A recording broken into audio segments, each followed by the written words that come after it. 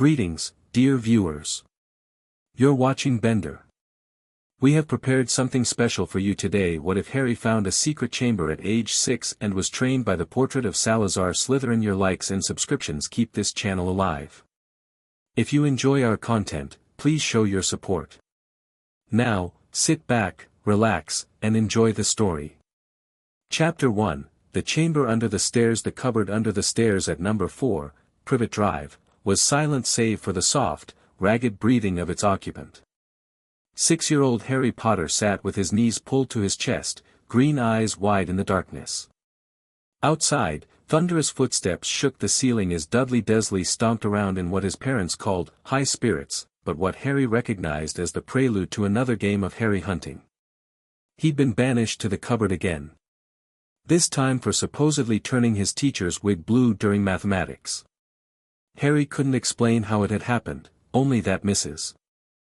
Pemberton had been scolding him for a wrong answer while Dudley and his friends snickered, and suddenly her perfectly coiffed brown hair had transformed into a shocking electric blue. Freak, Uncle Vernon had spat when the school called. Cupboard. Now. No meals. Harry's stomach growled at the reminder. He shifted, pressing his palm against the rough wooden floor to stretch his cramped legs. Something sharp caught his finger. Ouch, he whispered, pulling back his hand. In the dim light filtering through the cupboard slats, he examined the splinter, then looked down at the offending floorboard. Something glinted beneath it.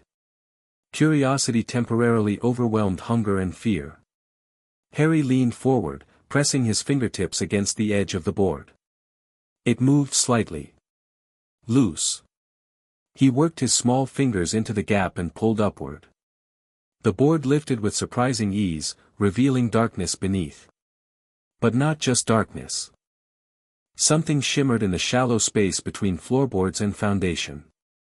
Strange markings, symbols Harry had never seen before, formed a perfect circle about the size of a dinner plate.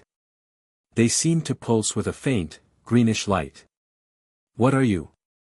Harry whispered, reaching out one hesitant finger.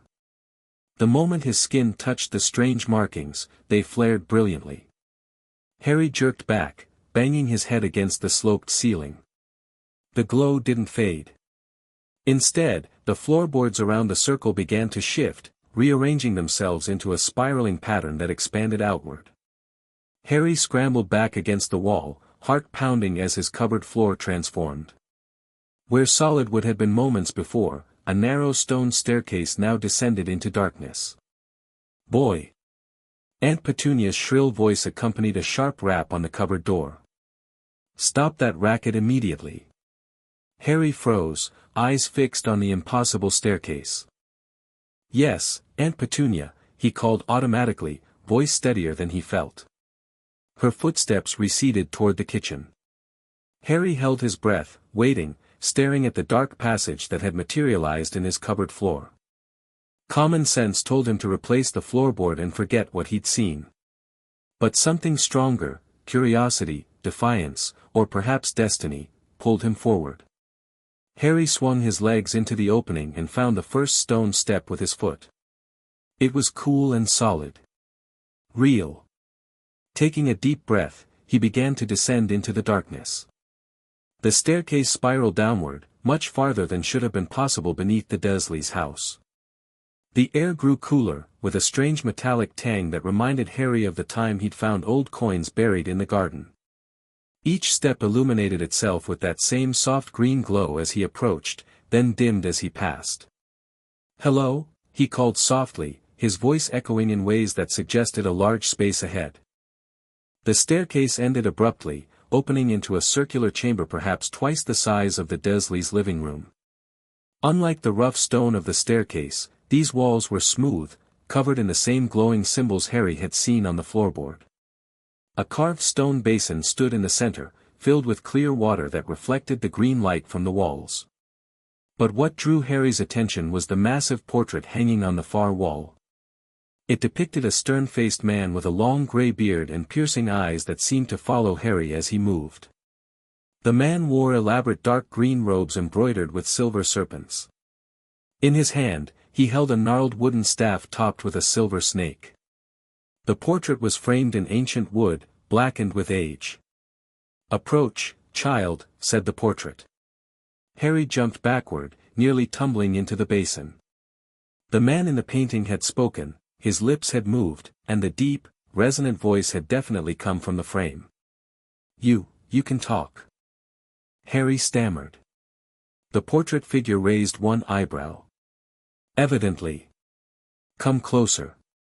Let me look at you." Trembling slightly, Harry stepped forward until he stood just a few feet from the portrait. The painted eyes narrowed, examining him with unsettling intensity. "A child," the portrait said, seeming disappointed. "The enchantments activate after all these centuries, and they summon a mere child." The painted figure straightened. "What is your name, boy?" "Harry Potter," Harry replied. Then, gathering his courage, he added, "Who are you?" A flicker of something, recognition, perhaps, crossed the portrait's face. "I am Salazar Slytherin, one of the 4 founders of Hogwarts School of Witchcraft and Wizardry." He paused, studying Harry's reaction. "The name means nothing to you." It wasn't a question, but Harry shook his head anyway. "Sir, I don't understand. What is this place? How can you talk? Are you real?" Slytherin's painted lips curled into something between a smile and a sneer. "This chamber is one of many I created throughout Britain before my departure from Hogwarts. As for my ability to converse, I am not merely paint and canvas, child. I am an echo of the living Salazar, preserved through magic you could not comprehend." Harry frowned. "Magic isn't real. Uncle Vernon says, silence." The portrait's voice cracked like thunder, echoing around the chamber. The symbols on the walls flared brighter. "Magic permeates your very being, boy. I can sense it from here. Powerful, untamed, unrefined, but present nonetheless." Slytherin's expression softened marginally. "You truly know nothing of your heritage?" "My heritage?" Harry's heart beat faster. "You know about my family?" "Not specifically," Slytherin replied, "but you would not have found this chamber if you were not of magical blood. The entrance reveals itself only to those with sufficient magical potential." His painted eyes narrowed. "Tell me of your circumstances. How does a wizard child come to be so ignorant of his nature?" Harry hesitated. The Dursleys had always punished him for asking about his parents or saying anything they deemed abnormal. But the man in the portrait had called him a wizard. Had mentioned magic as if it were real. "My parents died when I was a baby," Harry said finally. "I live with my aunt and uncle and cousin. They don't like anything strange. Or different. They are not magical," Slytherin stated flatly. Harry shook his head. "No. They hate anything like that. When strange things happen around me, I get punished." "Strange things?" Slytherin leaned forward in his frame, suddenly intent. "Describe these occurrences." "Well, today I turned my teacher's wig blue," Harry said hesitantly. "I didn't mean to. And once when Dudley, my cousin, and his friends were chasing me, I ended up on the school roof. I don't know how. And my hair," he gestured to his perpetually messy black locks, "it grows back overnight when Aunt Petunia cuts it too short." "Accidental magic," Slytherin nodded. "Common in untrained wizarding children. Your power seeks outlets when you are emotional or threatened." His expression darkened. "And these muggles, these non-magical folk, punish you for it?" "Yes," Harry whispered. "They call me freak. They say I'm abnormal." Something dangerous flashed in Slytherin's painted eyes. "It is they who are lesser, child, not you. You are a wizard, born with gifts they can never possess." He studied Harry for a long moment. "How old are you?" "6, Harry replied. "Almost 7. "Young," Slytherin murmured, "but not too young to begin learning. The trace will not activate for untrained, wandless magic. He seemed to be speaking more to himself than to Harry. Then, louder, Potter. You have discovered this chamber for a reason. I propose an arrangement. Harry stepped closer. What kind of arrangement? I will teach you to control your magic. To understand your power and use it properly. In exchange, you will serve as my eyes and ears in the world above. Much has changed since my time, I suspect. Harry's mind raced. Learning magic, real magic, from a centuries-old wizard. It seemed impossible, like something from the fantasy books he sometimes glimpsed in the school library. But then, wasn't a talking portrait impossible too? Can you really teach me magic without a wand or anything? He asked. Slytherin's lips curved into a genuine smile this time. The dependence on wands is a relatively recent development in magical history, Harry Potter. The most fundamental magics require only will, intent, and power, all of which you possess. A wand merely focuses and amplifies. We will begin with wandless abilities, then progress as your control improves. Harry took a deep breath. I want to learn. Excellent. We begin now. Stand before the basin. Harry moved to the stone basin in the center of the chamber. The water within it was perfectly still, reflecting his small face like a mirror. This is a scrying pool, Slytherin explained. Place your hand on the water's surface. Harry reached out, then hesitated. Will it hurt? No, Slytherin replied. It will merely measure your magical potential and attunement. Harry lowered his palm until it touched the cool water. Immediately, ripples spread outward, but instead of dispersing, they formed patterns, concentric circles that pulsed with that same green light. The water began to glow more intensely, then suddenly flashed brilliantly. Harry snatched his hand back. In the basin, the water swirled into a miniature whirlpool before settling. Where Harry's reflection had been, a small silvery serpent now swam in lazy circles. Slytherin made a sound of satisfaction. As I suspected. You have an affinity for serpent magic. Fortuitous. What does that mean? Harry asked. It means, young Potter, that you may have the potential for parseltongue, the ability to speak with serpents. A rare gift, and one I possessed myself. Slytherin's painted eyes gleamed. We shall explore this possibility soon. But first, basic magical control. For the next hour, Slytherin guided Harry through simple exercises, focusing on feeling the magic within himself, then directing that energy outward in controlled bursts. By the end, Harry had managed to make a small pebble Slytherin instructed him to find in the corner of the chamber float an inch above his palm for nearly 30 seconds. Adequate for a first lesson, Slytherin pronounced. You have natural talent, though your control needs refinement. Harry beamed with pride. He had done magic, real, intentional magic. Not just accidental bursts when he was scared or angry. The pebble had floated because he wanted it to. Can I come back tomorrow? He asked eagerly. You must, Slytherin replied. Daily practice is essential. The passage will remain accessible to you alone. A sudden thought struck Harry. What if my aunt and uncle notice I'm gone? They shall not, Slytherin said confidently. Time flows differently within this chamber. Hours here can pass as minutes above. He gestured toward the staircase. Return now, before you are missed. Come again when you can do so safely. Harry reluctantly headed toward the stairs, the pebble clutched in his hand like a treasure. At the foot of the staircase, he turned back. Sir. Mr. Slytherin. Thank you. The portrait nodded regally. We have only begun, Harry Potter. In the weeks that followed, Harry returned to the chamber daily. Slytherin proved a demanding teacher, expecting perfect focus and quick comprehension. He was sparing with praise and liberal with criticism, but each small acknowledgement of progress made Harry work twice as hard for the next. The lessons followed a clear progression.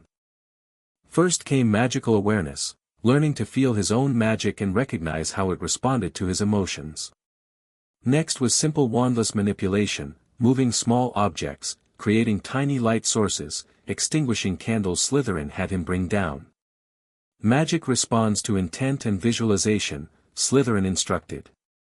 Picture exactly what you wish to accomplish, feel the power gathering within you, and direct it with purpose. Harry practiced constantly, even when not in the chamber. In his cupboard at night, he would focus on creating a tiny ball of light in his palm, just enough to read by without the Dursleys noticing the glow under the door. His control improved rapidly, both from natural talent and desperate desire to master these skills that made him feel less powerless. One morning about a month after discovering the chamber, Harry was weeding the garden when he heard a soft hissing from beneath the hydrangeas. Glancing around to ensure Aunt Petunia wasn't watching from the kitchen window, he bent down to investigate. A small grass snake, no longer than his forearm, flicked its tongue at him from beneath the leaves. "Hello," Harry whispered, remembering Slytherin's mention of Parseltongue. The snake tilted its head but didn't respond. Harry concentrated, trying to imagine he was speaking to a snake specifically. "Can you understand me?" he tried again. This time, something strange happened. The words felt different in his mouth, fluid and sibilant. The snake's body stiffened in apparent surprise. "A speaker," it hissed, and Harry understood it perfectly. "Not many of your kind remain." Harry nearly fell backward. "You can talk," he exclaimed, the words coming out in regular English. The snake seemed to lose interest, turning away. Harry concentrated again, visualizing scales and serpentine movement. "Wait," he hissed, feeling the strange shift in his speech. "Please talk to me." The snake turned back. "What does the human speaker wish to discuss?" "My name is Harry," he told the snake, maintaining the strange speech pattern. "What's yours?" "Names are a human concept," the snake replied. "But you may call me whatever pleases you." Harry considered for a moment. "How about Emerald? Your scales shine green in the sunlight." The newly named Emerald flicked its tongue. "Acceptable. Why do you tend these plants, speaker? You seem too small for such labor." Harry explained about the Dursleys, his cupboard, and the chores he was forced to do. Emerald listened, occasionally offering sardonic commentary about humans and their strange behaviors. By the time Aunt Petunia called Harry in for lunch, he had made his first non-human friend. "Will you be here tomorrow?" Harry asked. "These gardens provide good hunting," Emerald replied. "I shall return." That evening, Harry excitedly reported his discovery to Slytherin. "I can speak Parseltongue," he declared as soon as he reached the bottom of the staircase. "I talked to a garden snake today." Slytherin's painted expression showed genuine pleasure. "Excellent. This confirms my suspicions about your magical affinities." He leaned forward in his frame. "Parseltongue is more than mere communication, Potter. It is tied to ancient serpent magic, healing spells, protective enchantments, and powerful wards that other wizards cannot breach." "Can you teach me those too?" Harry asked eagerly. "In time." Slytherin's eyes narrowed thoughtfully. "This snake, it could prove useful. A familiar who can move freely through the Muggle dwelling, observe without being noticed." Harry frowned slightly. "Emerald is my friend, not a spy." Slytherin waved a dismissive hand. "Friendship and utility need not be mutually exclusive, child. But we digress. Tonight, we begin elemental manipulation." The lesson that followed was more challenging than any previous one. Slytherin had Harry bring a candle, a cup of water, and a small pot of earth from the garden. For hours, he practiced feeling the distinct magical resonance of each element, learning how differently his power interacted with fire versus water versus earth. "Air is everywhere, the most accessible but least visible element," Slytherin explained. "Feel how it responds to your will." Harry concentrated, directing his magic to create a small swirl of air above his palm. After several failed attempts, he managed to form a tiny vortex that scattered dust from the chamber floor. "Control, Potter," Slytherin admonished. "Power without precision is merely chaos." By the end of the session, Harry was exhausted but triumphant. He had managed to make the candle flame dance and grow, to create ripples in the water without touching it, and to levitate a small clump of soil and separate it into individual grains. As weeks turned to months, Harry's abilities grew steadily. The Dursleys noticed subtle changes in him, a new quiet confidence, fewer incidents of accidental magic, but attributed it to proper discipline finally taking effect. Harry let them believe what they wanted, secretly practicing his skills whenever he was alone. Emerald became a regular visitor, eventually agreeing to slip into the house occasionally to give Harry news when he was confined to his cupboard. The small snake proved surprisingly adept at navigating the Dursley household undetected. "The large male speaks of sending you to someone called Marge next month," Emerald reported one evening. Harry grimaced. "Aunt Marge. She's horrible, and her dogs are worse." "I shall accompany you," Emerald decided. "Hidden, of course. These dogs will not trouble you with me nearby." Harry smiled gratefully. "Thanks, Emerald." The snake flicked its tongue dismissively. "You provide warm places to rest and occasional treats.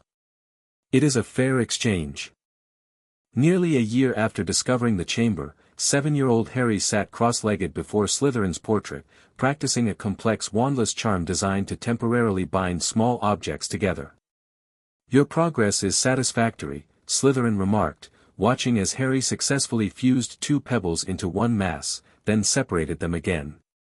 "However, there is something troubling you. Your concentration wavers." Harry sighed, setting down the stones. "I've been thinking about what you said about Muggles last week, that they're all dangerous to wizards and should be kept separate." "It is merely historical fact," Slytherin replied smoothly. Throughout the centuries, when Muggles discovered magic, persecution followed. The witch hunts were merely the most organized example. "But not all Muggles are like that," Harry argued.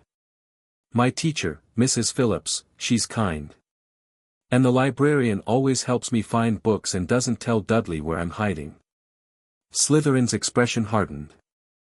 "Individual exceptions do not disprove the general rule, Potter. Your own relatives exemplify Muggle fear and hostility toward magical ability. But that's just the Dursleys. They're horrible to everyone different, not just me," Harry persisted. "My mum's parents must have been alright with magic, since she became a witch." "Your mother was magical?" Slytherin asked sharply. Harry nodded. "Aunt Petunia let it slip once.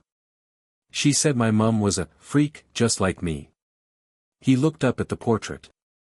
"If my mum was a witch, why didn't she go to Hogwarts? Why don't I know anything about magic or the wizarding world?" Slytherin's painted brow furrowed. "There is much about your situation that remains unclear, Potter. If your mother attended Hogwarts, and I presume your father as well if you carry a wizarding family name, then you should have been raised with knowledge of your heritage." "Unless they didn't want me to know," Harry said quietly. "Or unless someone else made that decision after their deaths," Slytherin suggested. "You mentioned they died when you were very young. How, precisely?" "Car crash," Harry replied. "That's what Aunt Petunia told me. She said that's how I got this."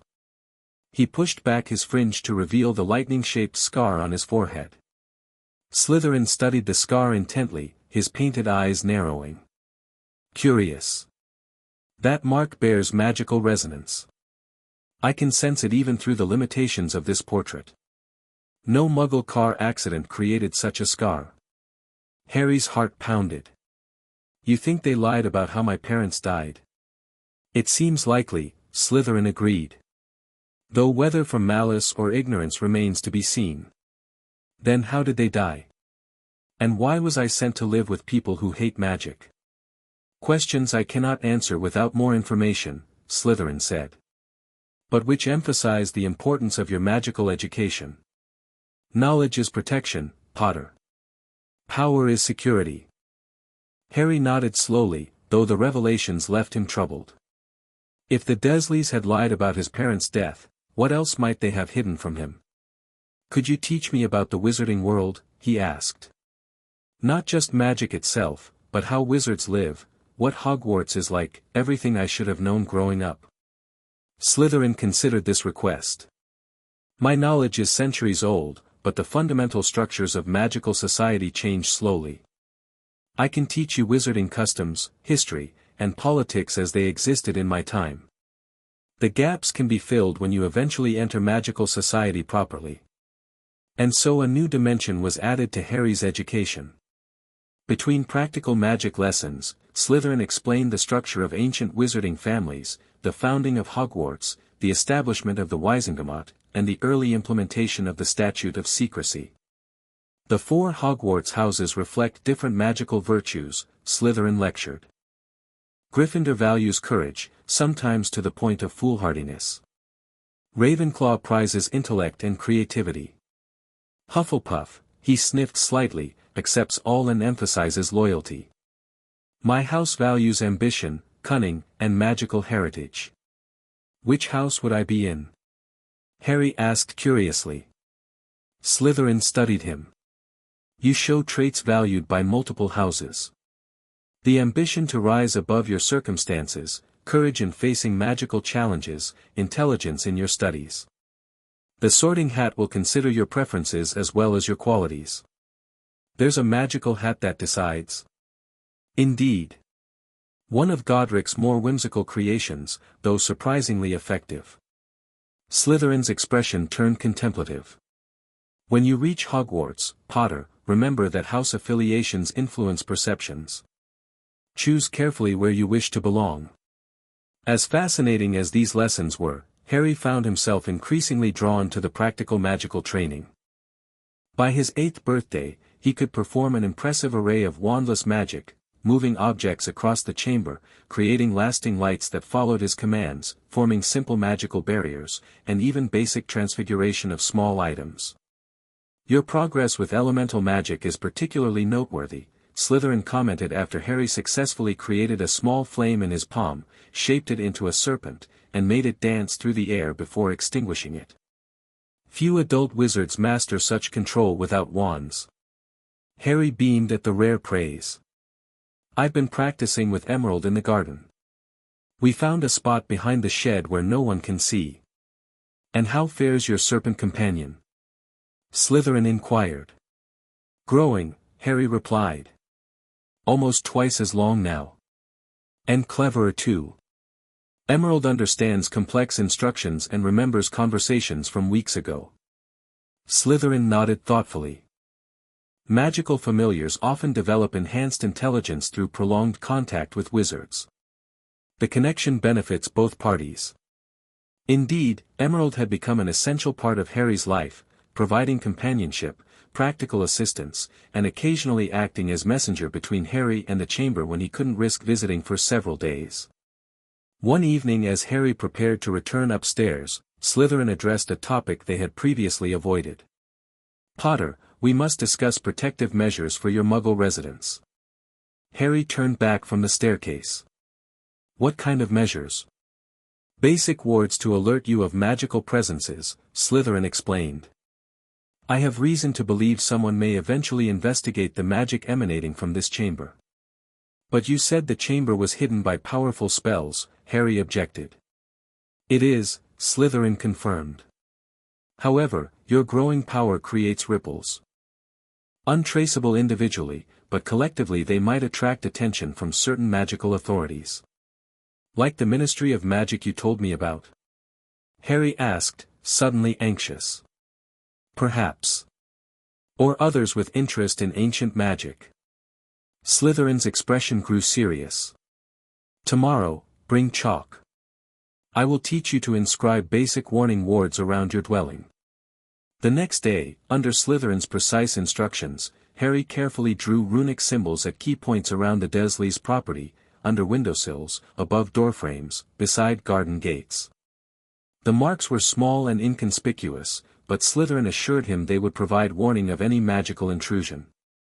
The symbols will warm slightly when magic approaches, Slytherin explained. The stronger the magic, the warmer they become. A useful early alert system.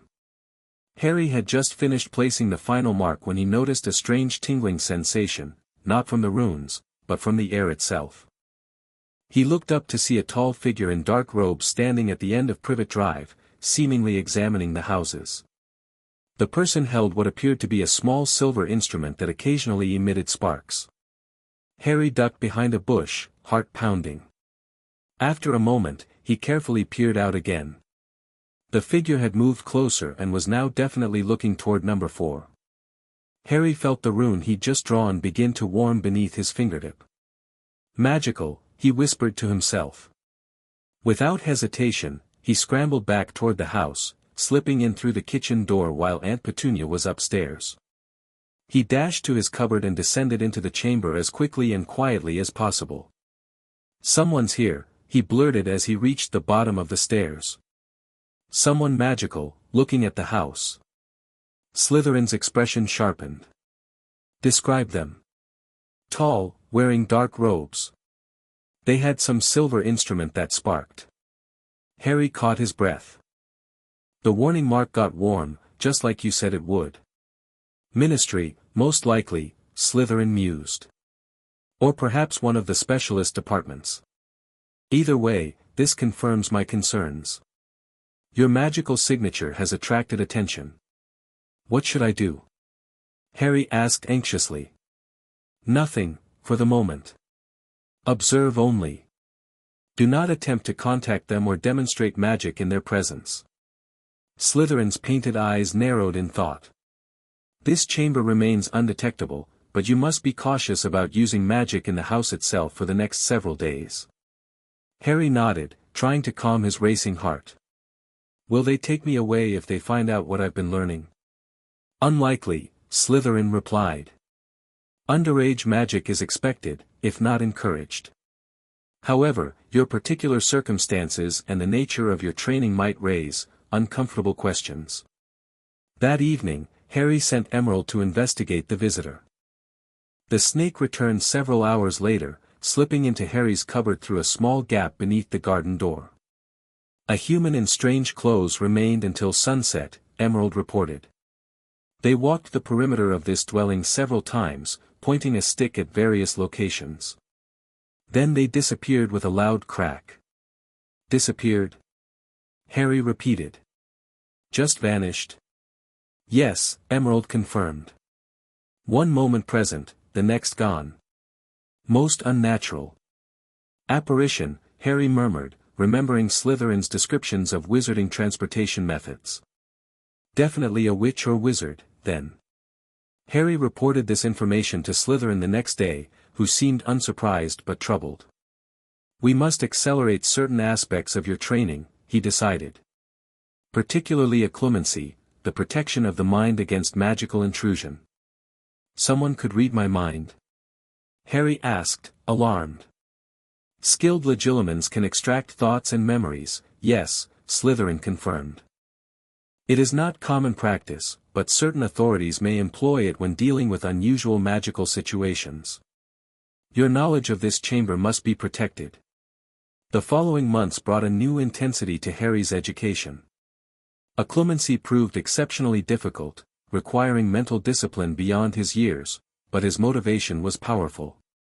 The thought of someone discovering Slytherin's chamber, perhaps even destroying the portrait that had become his mentor and link to the magical world, drove Harry to master the basics with remarkable speed. Slytherin's teaching methods for occlumency were necessarily theoretical, as the portrait couldn't perform legilimency to test Harry's shields. Instead, he taught Harry to organize his thoughts, to recognize the sensation of his own mind, and to construct layered mental barriers. "Imagine your most precious memories sinking into a deep lake," Slytherin instructed. "Surface thoughts float like leaves on water, easily accessible but meaningless. Important knowledge rests in the depths, protected by darkness and pressure." Harry practiced this visualization daily, eventually developing a mental landscape where memories of the chamber, his magical training, and conversations with Slytherin resided in an underwater cave, accessible only through specific mental pathways he controlled. As Harry approached his 9th birthday, the mysterious magical visitor had not returned, but Harry maintained vigilance. The warning runes remained in place, checked weekly for signs of tampering or magical detection.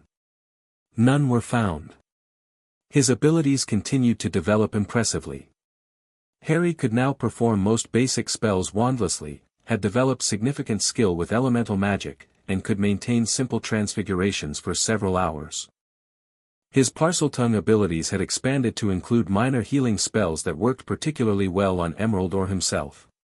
One summer evening, as Harry practiced a complicated ward sequence designed to temporarily confuse electronic devices, useful for disabling Dudley's television when he was being particularly obnoxious, Slytherin broached a subject they had discussed only tangentially before. "Potter, you are approaching the age when most wizarding children begin preparation for formal magical education. While your training here has already surpassed what many first-years accomplish, there are certain social aspects you must consider." Harry looked up from the intricate pattern he was tracing in the air. "You mean how to act when I get to Hogwarts?" "Precisely. Your knowledge and abilities will be unusual for a child raised by Muggles. Questions will arise." Harry had considered this problem himself. "I can't tell anyone about you or the chamber. They'd never believe me, or worse, they might try to find it." "Indeed," Slytherin agreed. "But beyond secrecy lies strategy. How will you position yourself among your peers and professors? The choices you make in your first weeks at Hogwarts will shape your entire academic experience." Harry sat cross-legged before the portrait, considering. "I don't want to stand out too much," he said finally. "The Dursleys taught me that being different leads to trouble. But I don't want to pretend to be completely ignorant either." "A balanced approach," Slytherin nodded. "Reveal your knowledge gradually. Demonstrate enough skill to earn respect, but reserve your true capabilities for situations that truly matter. Like you did with the other founders," Harry suggested, remembering the historical accounts Slytherin had shared. "You never showed them everything you could do." A satisfied smile crossed Slytherin's painted face. "You learn well, young heir. Knowledge shared is power diluted. Choose your confidants with exceptional care." The conversation shifted to the politics of Hogwarts houses and the importance of building alliances across traditional boundaries. Slytherin, despite his historical reputation, emphasized pragmatism over prejudice. "The magical world has likely changed since my era," he admitted. "Adapt to its current reality while maintaining your advantages. House rivalries provide convenient distraction while you pursue more important goals." Harry nodded, though privately he wondered what his important goals should be beyond learning magic and eventually escaping the Dursleys permanently. Slytherin often hinted at greater purposes without fully explaining his meaning. "When I get my Hogwarts letter," Harry asked, "will someone come to explain magic to the Dursleys?" "They'll never agree otherwise. Typically, Muggle-raised magical children receive personal visits from Hogwarts staff," Slytherin confirmed. "Though your case may differ, given your parents' magical status. The magical world likely remembers the Potter name." This comment sparked Harry's curiosity again about his family. Were the Potters an important wizarding family? Slytherin considered this. "The name was not prominent in my time, but 1,000 years have passed. Magical lineages rise and fall. Your magical strength suggests respectable heritage." He paused, studying Harry. "Your mother's maiden name?" "Evans," Harry replied. "Lily Evans. Not a traditional wizarding name. Likely Muggle-born or from a minor magical line." Slytherin's expression remained neutral, but Harry had learned to detect the subtle shifts that indicated disapproval. "Does it matter?" Harry asked pointedly. "You said yourself I have strong magic." "Blood is not destiny," Slytherin acknowledged, "but neither is it irrelevant. Magic flows through lineages in complex patterns. Some abilities, like your Parseltongue, typically follow specific bloodlines." Harry frowned. So I must have ancestors who could speak to snakes. Most likely, yes. The trait is exceedingly rare outside certain families. Slytherin's painted eyes narrowed thoughtfully. Which raises interesting questions about your heritage.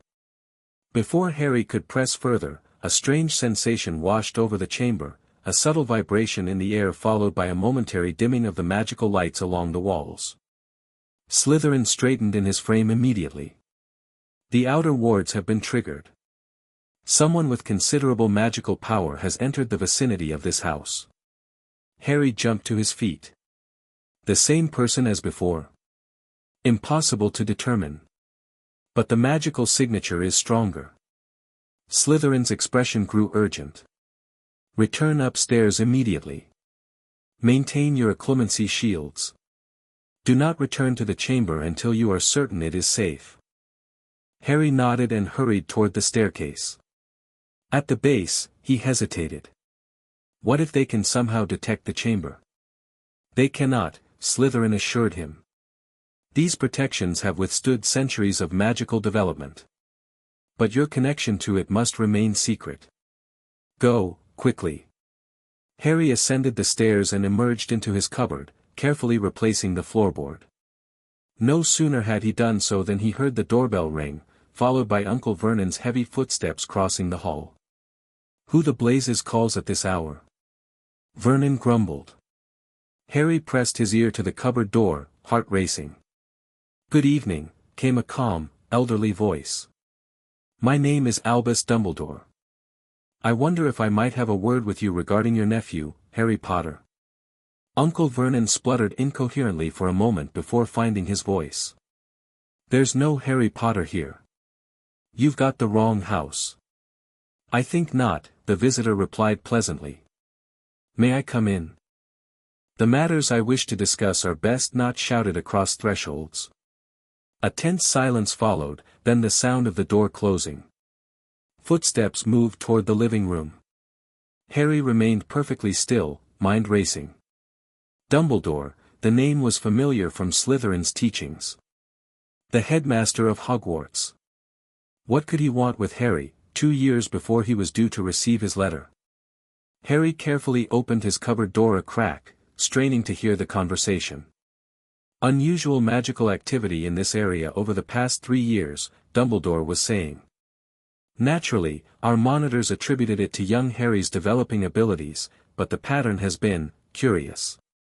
I don't know what you're talking about, Vernon blustered. There's nothing unusual about this house or the boy. Normal as they come, we've made sure of that. Indeed? Dumbledore's voice remained pleasant but carried a new edge. Perhaps I should speak with Harry directly.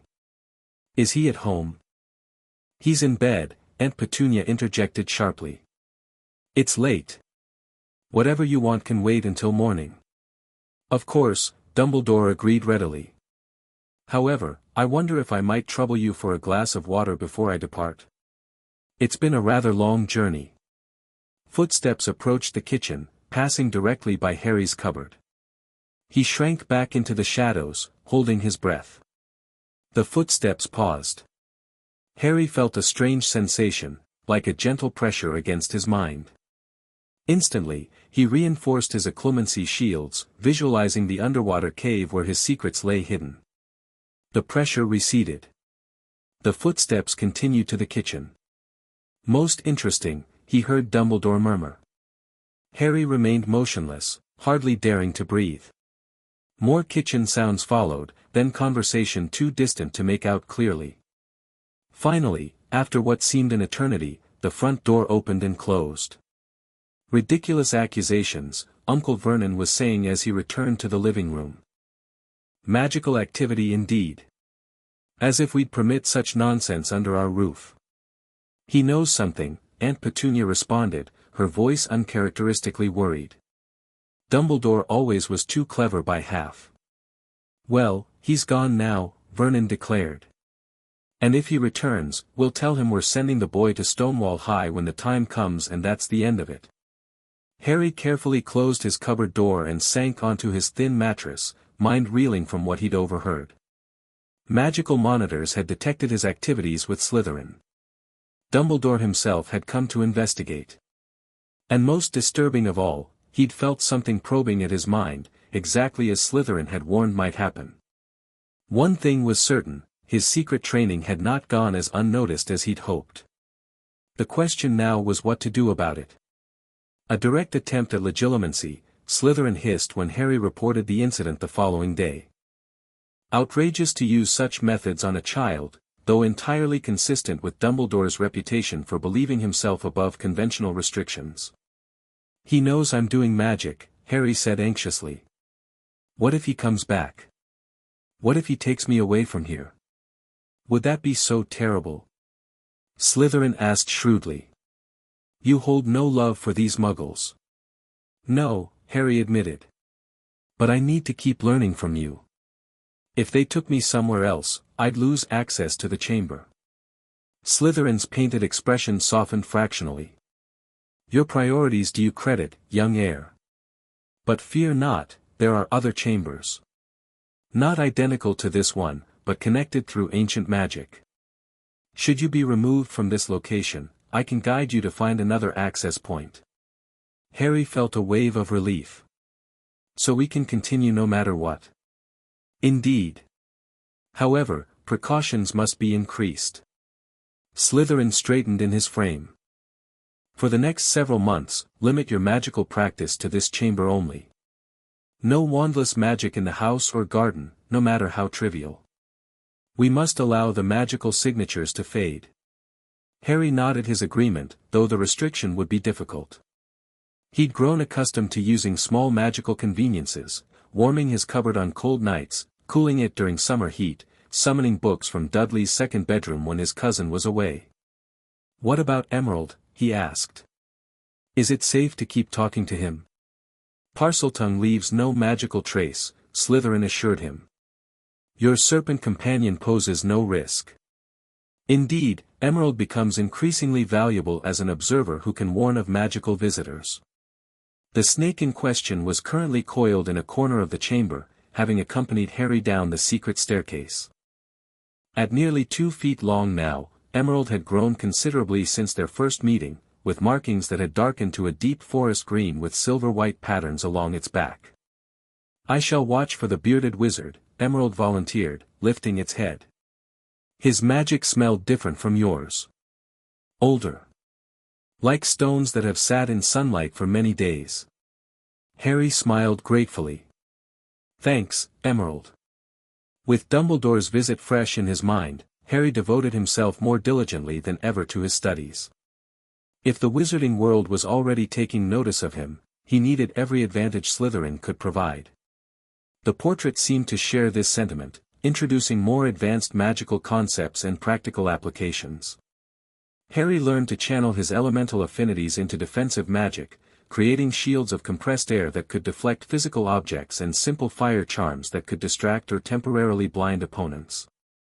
Magic cast in self-defense carries different signatures, Slytherin explained. The Ministry's underage magic restrictions historically make allowances for protective spells, though enforced inconsistently. Harry absorbed these lessons eagerly, though he occasionally questioned the combative focus. Why am I learning so much defensive magic? He asked after mastering a particularly complex shielding technique. Do wizards fight often? Slytherin's expression darkened. The magical world can be dangerous, Potter. Power invites challenge. Those with unusual abilities attract both followers and enemies. You would do well to be prepared. There was something in Slytherin's tone, a gravity beyond his usual seriousness, that gave Harry pause. Is there something specific I should be worried about? The portrait was silent for a long moment. Your parents did not die in a car crash, he said finally. I am increasingly certain of this. The magical resonance of your scar, the circumstances of your placement with magic-hating muggles, Dumbledore's personal interest, these suggest events of magical significance. Harry's heart pounded. How did they die, then? I cannot say with certainty. But violent magical conflict seems likely. Slytherin's painted eyes fixed on Harry's. And whatever caused their deaths left its mark upon you, both physically and magically. Harry's hand rose unconsciously to his lightning scar. You think someone tried to kill me too? When I was a baby? It is a possibility we must consider, Slytherin acknowledged. Which makes your magical education not merely advantageous, but potentially vital for your survival. This revelation cast Harry's training in a new light. No longer simply a means to understand his heritage or eventually escape the Dursleys, magic might be necessary to protect himself from unknown threats. The realization both frightened and strengthened his resolve. In the weeks that followed, Harry detected no further magical presences near Privet Drive. Emerald reported no unusual visitors, and the warning runes remained cool to the touch. Gradually, Harry began to hope that Dumbledore's interest had been satisfied or directed elsewhere. His 10th birthday passed quietly. The Dursleys, as usual, made no acknowledgement of the day. Harry treated himself to a longer session in the chamber, where Slytherin had prepared a special lesson on magical artifacts and their creation. Simple enchantments can be placed on ordinary objects, Slytherin explained, instructing Harry to bring a small pebble, a pencil, and a handkerchief to the chamber. With sufficient practice, you can create useful tools without wand spellwork. By the end of the lesson, Harry had managed to enchant the pebble to grow warm when placed in shadow and cool in light, a simple but practical magic that demonstrated his growing finesse with elemental manipulation. A worthy accomplishment for your 10th year, Slytherin pronounced. Few adult wizards master such precise control, even with wands. Harry beamed at the praise. When I get to Hogwarts and have a proper wand, will everything be easier? Different, rather than easier, Slytherin corrected. Wands channel and amplify magical energy but can become crutches for the undisciplined. Your wandless foundation will serve you well when others rely too heavily on their implements. As autumn approached, bringing with it Dudley's return to school and a new teacher for Harry's class, life at Privet Drive settled into familiar patterns. Harry maintained his secret studies in the chamber, carefully avoiding any detectable magic elsewhere. Emerald continued to grow, now large enough to intimidate neighborhood cats but still able to hide effectively in garden foliage. One crisp October evening, as Harry practiced a particularly challenging technique for magical detection, essentially turning his own magical sensitivity into a form of radar, he felt a strange ripple in the chamber's ambient magic. The walls seemed to flicker momentarily, the eternal green glow dimming then brightening. Slytherin's portrait immediately stiffened. Someone has breached the outer perimeter. Harry froze mid-spell. Dumbledore again? No, Slytherin replied, his painted face showing unusual concern. A different magical signature. And they've triggered wards I specifically designed to detect those searching for artifacts of my creation. Someone's looking for your chambers? Harry asked, alarm rising. Or objects connected to me. Either way, this is no routine inspection. Slytherin's expression hardened. You must leave immediately. Take nothing that bears magical traces. Harry hesitated. What if they find the entrance? They cannot enter without Parseltongue and your specific magical signature, Slytherin assured him. The chamber recognizes you as its current master. But your presence here now creates a connection they might detect. Reluctantly, Harry headed for the stairs. At the base, he turned back. I'll return when it's safe. Slytherin nodded. Exercise extreme caution, heir of serpents. Some hunters are more dangerous than others. Harry ascended the staircase and carefully replaced the floorboard in his cupboard. No sooner had he done so than he heard Aunt Petunia's shrill voice from the front door. We don't buy anything door to door. Kindly remove yourself from my property. A smooth, cultured voice responded, too low for Harry to make out the words. Something about the tone sent a chill down his spine. He pressed his ear against the cupboard door. Absolutely no interest in whatever you're selling, Aunt Petunia was saying, her voice rising in pitch. Vernon. Vernon, come deal with this, person. Heavy footsteps announced Uncle Vernon's arrival. What's all this then? Who are you and what do you want? My apologies for the intrusion, came that same smooth voice, now audible through the partially open front door. I represent the Department of Ancestral Mysteries. We're conducting research on historical structures in this area. There's nothing historic about Privet Drive, Vernon blustered. These houses were built in the 70s. Quite so, the visitor agreed.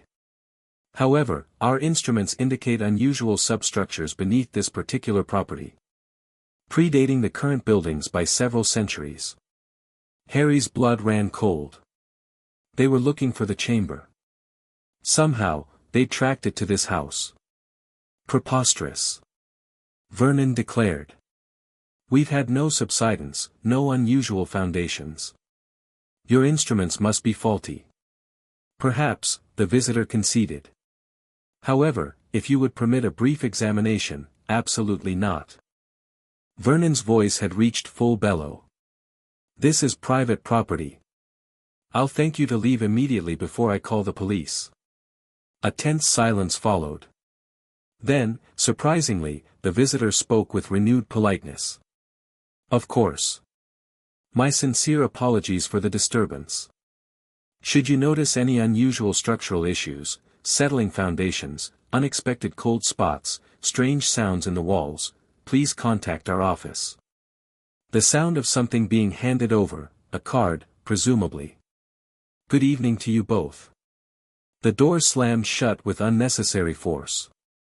Through the small vent in his cupboard door, Harry could see Uncle Vernon examining something in his hand. Department of Ancestral Mysteries, he read aloud, scoffing. Never heard of it. Probably some developer looking for excuses to condemn properties and buy them cheap. He tore the card in half and tossed it into the waste bin before stomping back to the living room. Harry sat motionless in his cupboard, heart racing. This was no ordinary magical visitor. The Department of Ancestral Mysteries wasn't among the ministry divisions Slytherin had described. And they were specifically looking for ancient structures, like the chamber. As soon as the Dursleys retired for the night, Harry slipped out to retrieve the torn card from the bin. Piecing it together under the dim light filtering into his cupboard, he read, AMD Department of Ancestral Mysteries Arcane Heritage Division at Blackwood, Field Researcher. The card bore no address or contact information, only a strange symbol that resembled a triangle containing an hourglass. Harry carefully tucked the card fragments beneath his mattress. Tomorrow he would show them to Slytherin and ask for his insight. For now, he needed rest, and to maintain his occlumency shields throughout the night, just in case this mysterious Blackwood decided to investigate further. The AMD is not an official ministry department, Slytherin declared after examining Harry's description of the card. At least, it was not in my era. However, there have always been factions within magical government interested in ancient artifacts and forgotten magic. Why would they be looking for your chambers? Harry asked. Slytherin's painted expression grew contemplative. My various chambers and hidden rooms contain knowledge I specifically kept from my contemporaries. Spellwork considered too powerful or controversial, artifacts with unique properties, records of magical experiments the other founders would have objected to. Like what? Harry pressed, curiosity overcoming caution. Various things, Slytherin replied evasively. Some might be considered dangerous by modern standards. Others merely, unconventional. Harry frowned, sensing the portrait was withholding information. Is there anything dangerous in this chamber? Anything that could hurt someone if they found it? Not in its current state, Slytherin assured him. This particular chamber was primarily a research location and teaching space for selected students. However, the AMD's interest suggests they believe otherwise. A troubling thought occurred to Harry. Could they detect me using magic down here? Is that how they found the house? Unlikely. The chamber's wards absorb and contain magical signatures. Slytherin's eyes narrowed. More probably, they are systematically investigating locations where I was known to have resided or traveled. Privet Drive would not have existed in my time, but the land itself might bear historical connections. This explanation didn't entirely satisfy Harry, but he had more immediate concerns. Should I stop coming to the chamber for a while? Until they give up looking? That would be prudent, Slytherin agreed reluctantly. Though not indefinitely. Your magical education must continue, particularly with evidence that multiple parties take interest in your development. Harry nodded solemnly. I'll wait 2 weeks. If there's no sign of them returning, I'll start coming back, but less often. A reasonable precaution. Slytherin studied Harry for a moment. In the interim, focus on your mental disciplines. Occlumency requires no detectable magic yet provides essential protection. For the next 2 weeks, Harry maintained vigilant observation of Privet Drive and its surroundings. Emerald patrolled the neighborhood daily, reporting no unusual visitors or magical presences. The warning runes remained dormant. Gradually, Harry's anxiety began to ease. On Halloween night, while the Dursleys were attending a business dinner for Grunnings and Dudley was terrorizing the neighborhood for sweets with his friends, Harry deemed it safe to return to the chamber. The house was empty, the street quiet as most children had already completed their trick-or-treating rounds. As Harry descended the familiar staircase, he felt a surprising sense of homecoming. The chamber had become more of a true home than the Dursleys' house above it, a place where he was valued, taught, and prepared for a future beyond Privet Drive. Welcome back, young heir, Slytherin greeted him. I was beginning to wonder if the AMD had frightened you permanently from our lessons. Just being careful, Harry replied, settling cross-legged before the portrait. There's been no sign of them, but something still feels wrong. Your instincts serve you well, Slytherin nodded approvingly. The magical world often presents dangers wrapped in civility. Trust your perceptions. The lesson that evening focused on magical concealment, techniques to minimize magical traces when performing necessary spells. Slytherin had Harry practice casting with minimal power, using precise control rather than raw force. Even the simplest lumos can be performed with a fraction of the energy most wizards employ, Slytherin explained. Efficiency in magic is both more elegant and less detectable. Harry concentrated on creating the smallest possible light at his fingertip, a pinprick of illumination that could read by in darkness without broadcasting his magic widely. Excellent, Slytherin commented as Harry maintained the tiny light for several minutes without fluctuation. Your control continues to improve impressively. As the lesson concluded, Harry found himself reluctant to leave. Something about this particular night, Halloween, stirred an uneasiness he couldn't explain. Is Halloween important in the wizarding world? He asked suddenly. Slytherin raised an eyebrow at the apparent non sequitur. Indeed. It marks Samhain in the ancient calendar, a time when the boundary between magical realms thins. Many significant magical events historically occur on this night. Harry's uneasiness deepened. I always feel strange on Halloween. Sad, somehow. Like I'm forgetting something important. Slytherin's painted expression sharpened with sudden interest. How long have you experienced this sensation? As long as I can remember, Harry replied. The Dursleys don't celebrate it much, they think it's foolish, but every year I feel. I don't know. Like something bad happened. Most interesting, Slytherin murmured. Given what we've speculated about your parents' fate, it's possible. A sudden vibration shook the chamber, cutting off Slytherin's words. The magical lights flickered violently, and a low rumbling sound emanated from the walls. The outer wards, Slytherin hissed. Multiple breaches simultaneously. This is no coincidental visit. Harry jumped to his feet. The AMD? Most likely. And they've brought significant magical force. Slytherin's expression was grave. You must leave immediately. Do not attempt to reach the house above, it may already be compromised. But there's only one exit, Harry protested, panic rising. No, Slytherin corrected. There is another. An emergency passage I built into all my chambers. He gestured toward the far wall. Place your hand on the third stone from the floor, directly beneath my frame. Speak Serpentis refugium in Parseltongue. Harry hurried to the indicated spot and found the stone, which looked no different from those surrounding it. Concentrating, he switched to the serpent language. Serpentis refugium, he hissed. The stone grew warm beneath his palm.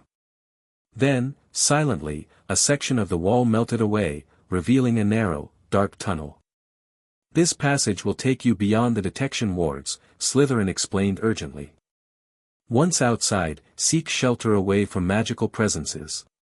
Return only when you are certain it is safe. But what about you? Harry asked, looking back at the portrait. If they find the chamber, my portrait has existed for a millennium, heir of serpents, Slytherin replied with grim dignity. It will survive this encounter. Your safety is paramount. The chamber shook again, more violently. Dust sifted down from the ceiling. Go. Slytherin commanded. Remember your training. Trust no one who seeks you for your power rather than yourself. Harry hesitated only a moment longer, then plunged into the dark tunnel. Behind him, the wall sealed itself shut once more. The passage was narrow but tall enough for Harry to walk upright. No light illuminated it, but as he moved forward, placing his hand on the wall for guidance, he felt the stones beneath his fingers grow faintly warm, as if responding to his touch. After several minutes of walking in complete darkness, Harry noticed a faint glow ahead. The tunnel began to slope upward, eventually ending at what appeared to be a solid wall of earth. As Harry approached, however, the earthy barrier became translucent, allowing him to see through to the other side. He emerged into a small copse of trees at the edge of a park several streets away from Privet Drive. The exit sealed behind him, disappearing into ordinary undergrowth with no trace of the passage.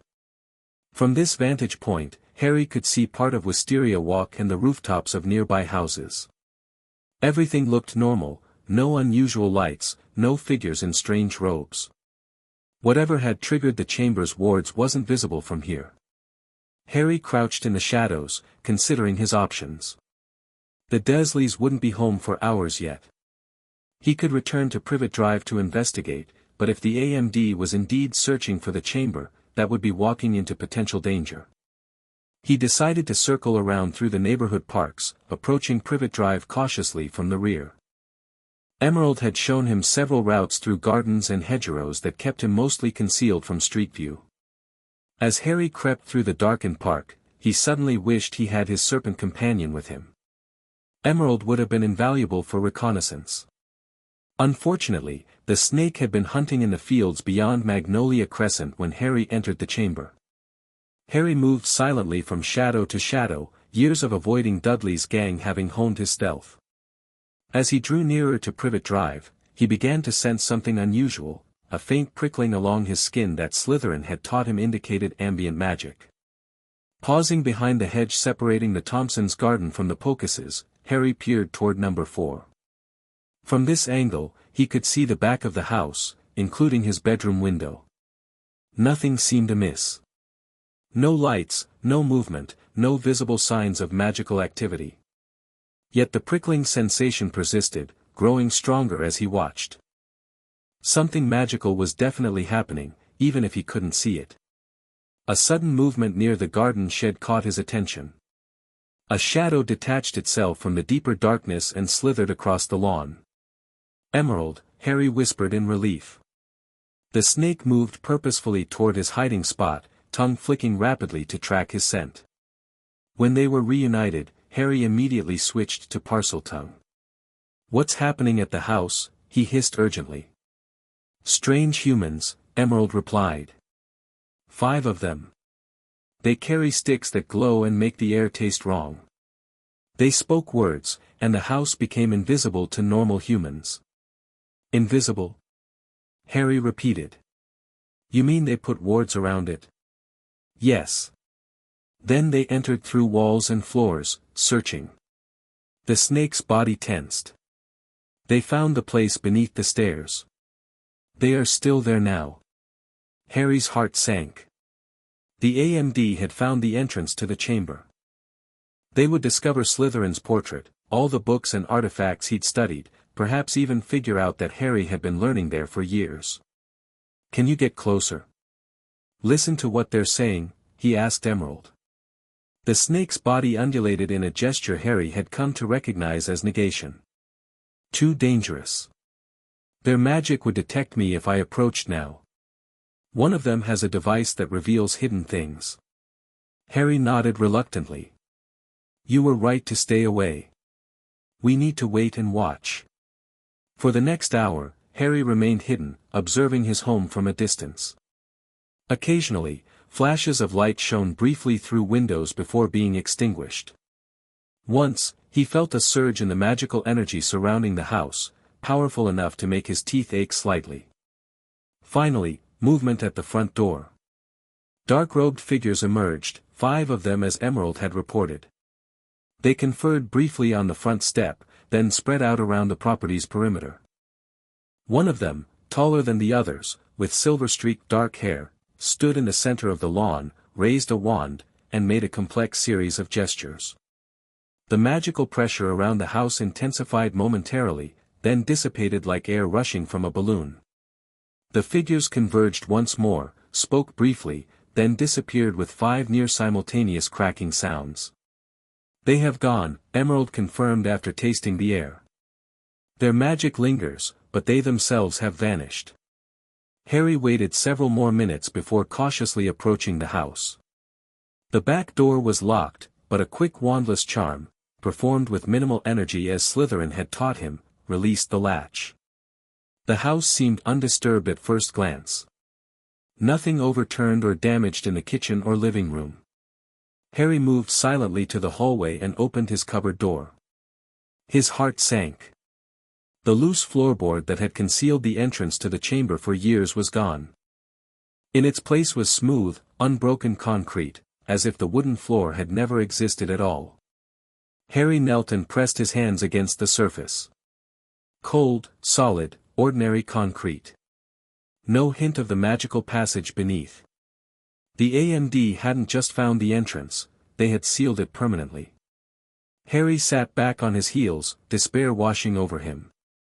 For years of learning, of connection to the magical world through Slytherin's guidance, gone in a single night. The portrait, the chamber, all of it now inaccessible. What did they do? Emerald asked, slithering into the cupboard beside him. They closed it, Harry replied, his voice hollow. Sealed it away completely. The snake tasted the concrete with its tongue. Strange magic. Old but new. They used power that tastes like dust and metal. Harry nodded numbly. The concrete barrier felt wrong to his magically sensitive touch, neither fully mundane nor properly magical. Some hybrid form designed specifically to block access to ancient chambers. A thought suddenly struck him. Slytherin said there were other chambers. Connected to this one, somehow. He looked at Emerald. Maybe we can find another entrance. Perhaps, the snake agreed. But not here. Not now. The magic humans may return. Harry reluctantly acknowledged the wisdom in this. If the AMD suspected someone had been using the chamber, they might keep the house under surveillance. He carefully replaced everything in his cupboard exactly as it had been, then retreated to the kitchen to think. The Dursleys would return soon. Life at Privet Drive would continue its dreary pattern. But everything had changed. His connection to Salazar Slytherin, mentor, teacher, linked to his magical heritage, was severed. Yet the knowledge remained. For years of intensive magical training had prepared him far beyond what any ordinary wizard child would know entering Hogwarts. Harry's hand drifted to his lightning scar as he considered what Slytherin had suggested about his parents' deaths. Whatever magical conflict had orphaned him might someday threaten him again. He needed to be ready. We'll find another way, he told Emerald firmly. Another chamber, another entrance. Slytherin prepared for this possibility. The snake coiled around his wrist in a gesture of solidarity. The scent trail is not lost, merely diverted. We will find it again. As Harry heard the Dursleys' car pulling into the driveway, he straightened his shoulders and prepared to face them with the same blank, submissive expression he'd perfected over years. Let them think nothing had changed. Let the AMD believe they'd successfully sealed away ancient magic. They were wrong. The magic wasn't in the chamber. It was in him now, knowledge, power, and purpose that couldn't be confined by concrete and wards. Slytherin had called him Heir of Serpents. It was time to live up to that title. In less than a year, his Hogwarts letter would arrive. The wizarding world would expect an ignorant, unprepared orphan raised by muggles. They were in for quite a surprise.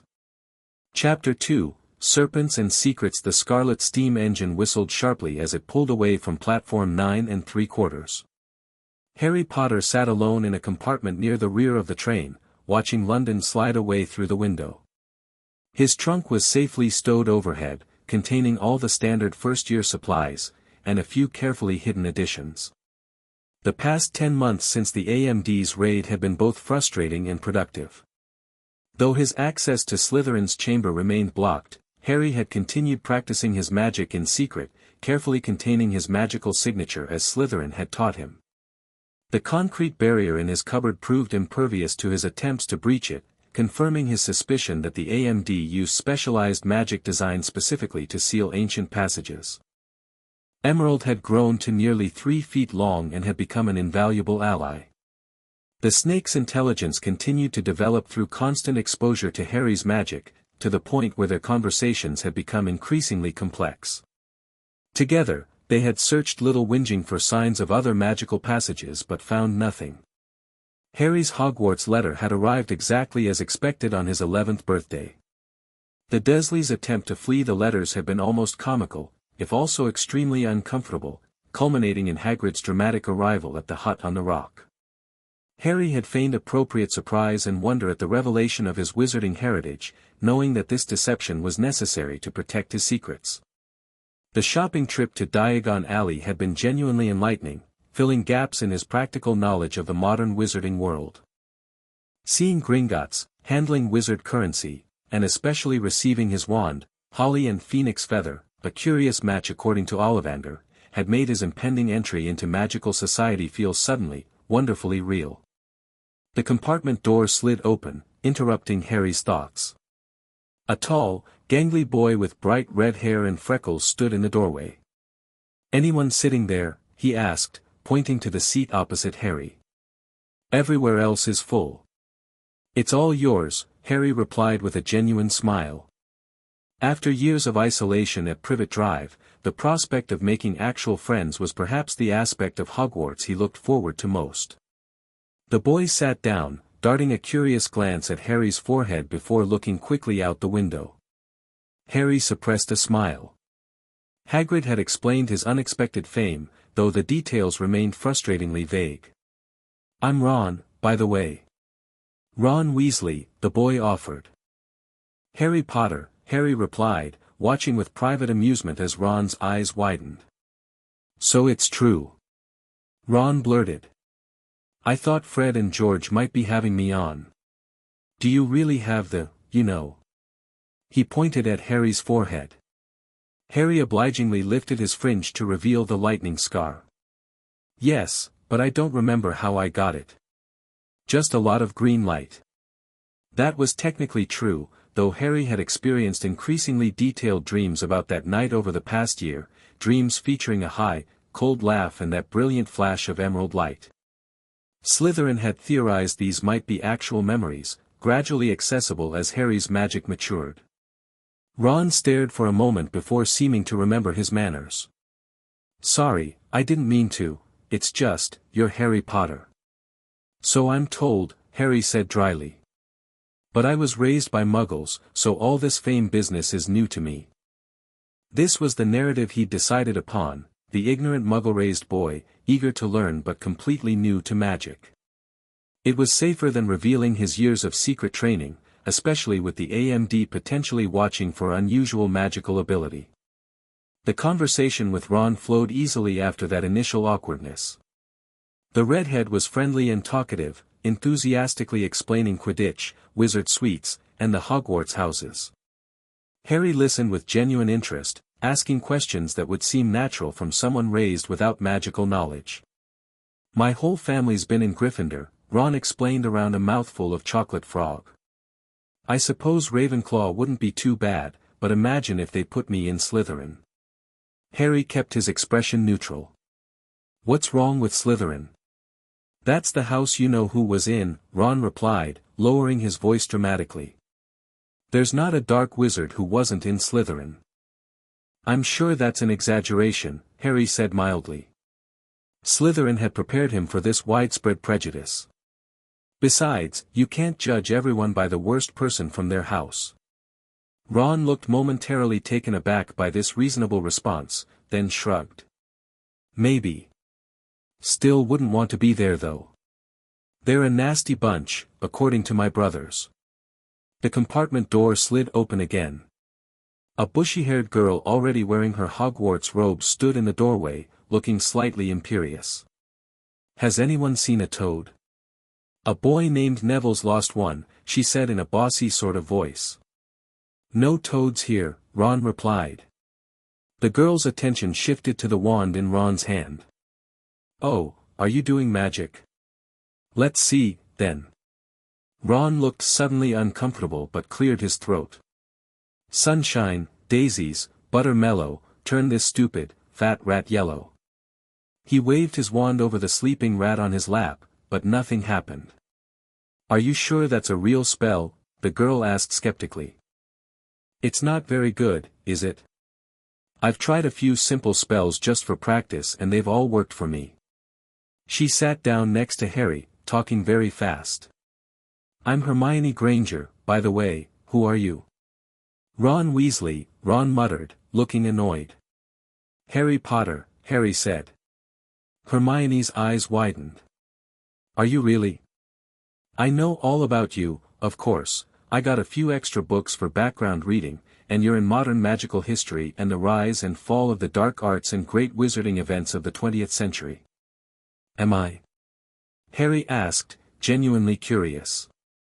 Slytherin's historical knowledge predated Voldemort by centuries, and Harry's access to wizard books had been limited. What do they say? Don't you know? Hermione looked surprised. I'd have found out everything I could if it was me. Do either of you know what house you'll be in? I've been asking around, and Gryffindor sounds by far the best. I hear Dumbledore himself was in it, but I suppose Ravenclaw wouldn't be too bad. As Hermione continued her rapid monologue, Harry observed her with interest. She reminded him somewhat of himself at a younger age, eager for knowledge, desperate to prove herself. There was a vulnerability beneath her confidence that resonated with him. After Hermione departed to continue the toad search, Ron rolled his eyes. Whatever house I'm in, I hope she's not in it. Harry shrugged noncommittally, already thinking ahead to his own sorting. Slytherin had advised him to carefully consider his house placement, understanding how deeply it would influence his Hogwarts experience. The obvious choice would be Slytherin House, given his connection to its founder, but that carried significant disadvantages with his public status as the boy who lived. The train journey continued with a few more interruptions, including a confrontation with Draco Malfoy that Harry handled with carefully controlled politeness, neither antagonizing the boy nor accepting his condescending friendship offer. By the time they reached Hogsmeade Station, Harry had established a comfortable rapport with Ron while revealing very little about himself. Hagrid led the first years across the lake, where Hogwarts Castle loomed magnificently against the night sky. Harry felt a strange resonance as they approached, as if the ancient magic of the castle was somehow familiar, calling to him. Perhaps Slytherin's teachings had attuned him to recognize the magical signatures of the founders. Professor McGonagall met them in the entrance hall, her stern demeanor exactly as Slytherin had described from his memories of Godric's protégé. She explained the sorting procedure and left them briefly to prepare. How exactly do they sort us into houses? Harry asked Ron, maintaining his ignorant facade. Some sort of test, I think, Ron replied nervously. Fred said it hurts a lot, but I think he was joking. Harry nodded, concealing his amusement. The sorting hat would present his first major challenge, a magical artifact designed to see into students' minds. His occlumency skills would be tested immediately. When McGonagall returned, she led them into the Great Hall. Harry gasped along with the other first years, his reaction genuine. Slytherin's descriptions hadn't done justice to the enchanted ceiling, floating candles, and ancient grandeur of the room. At the high table, Dumbledore sat in an ornate chair at the center, his eyes twinkling behind half-moon spectacles. Harry quickly scanned the other staff members, wondering if one might be an AMD agent. His attention caught on a hook-nosed professor with greasy black hair and a sallow complexion who was staring at him with an intensity that seemed beyond ordinary curiosity. Next to him sat a nervous-looking man wearing a purple turban, who gave off a strange magical aura that made Harry's scar prickle uncomfortably. The Sorting Hat sang its song, explaining the qualities of each house. Then the sorting began. Hermione Granger became a Gryffindor, somewhat to Ron's dismay. Neville Longbottom, the Toad owner, also went to Gryffindor after a lengthy deliberation. Draco Malfoy was immediately sorted into Slytherin. Finally, McGonagall called, "Potter, Harry." Whispers broke out across the hall as Harry stepped forward. He took a deep breath, strengthening his occlumency shields while preparing a specific mental presentation for the hat, showing eagerness to learn and courage, while keeping his more unusual abilities and knowledge carefully hidden in that mental underwater cave Slytherin had helped him construct. The hat dropped over his eyes, and a small voice spoke in his ear. It said. Difficult. Very difficult. Plenty of courage, I see. Not a bad mind either. There's talent, oh my goodness, yes, and a nice thirst to prove yourself. But what's this? Shields within your mind already? Most unusual for one so young. Harry concentrated on projecting only what he wanted the hat to see. Interesting, the hat continued. You're hiding something significant. I sense knowledge beyond your years and a familiar magical signature. How curious. Harry tensed. The hat was probing deeper than he'd anticipated. Don't worry, the hat murmured. I don't share student secrets. That's not my purpose. But I must see enough to sort you properly. Ah. I understand now. You've been taught by, please, Harry thought urgently. That must remain private. Of course, the hat replied. But it does make my decision complicated.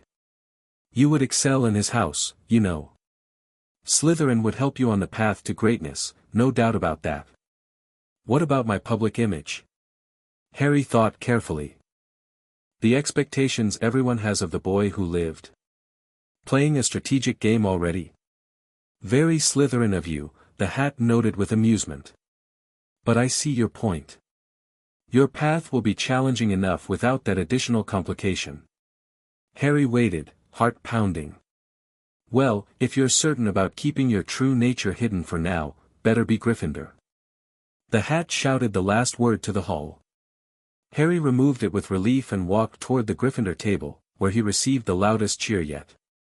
Percy Weasley shook his hand vigorously, while the Weasley twins chanted, "We got Potter. We got Potter."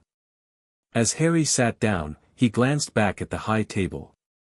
Dumbledore raised his goblet slightly in Harry's direction, eyes twinkling.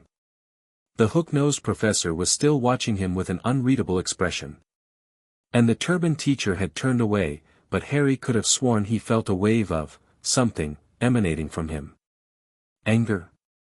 Fear? The sensation was too brief to identify. Ron was sorted into Gryffindor moments later, joining Harry at the table with an expression of profound relief. The feast that followed was magnificent, though Harry ate modestly, having learned physical discipline alongside magical control from Slytherin. That's Professor Snape, Percy informed Harry when he asked about the hook-nosed teacher. Teaches potions, but everyone knows he's after the defense against the dark arts job. Knows an awful lot about the dark arts, Snape. Harry filed this information away, recalling Slytherin's mentions of the importance of the potion's discipline in fundamental magical understanding. The turbaned professor was introduced as Quirrell, the current defense teacher.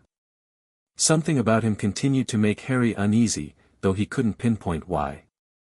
After the feast, Percy led the first years to Gryffindor Tower, explaining about the password system and showing them to their dormitory.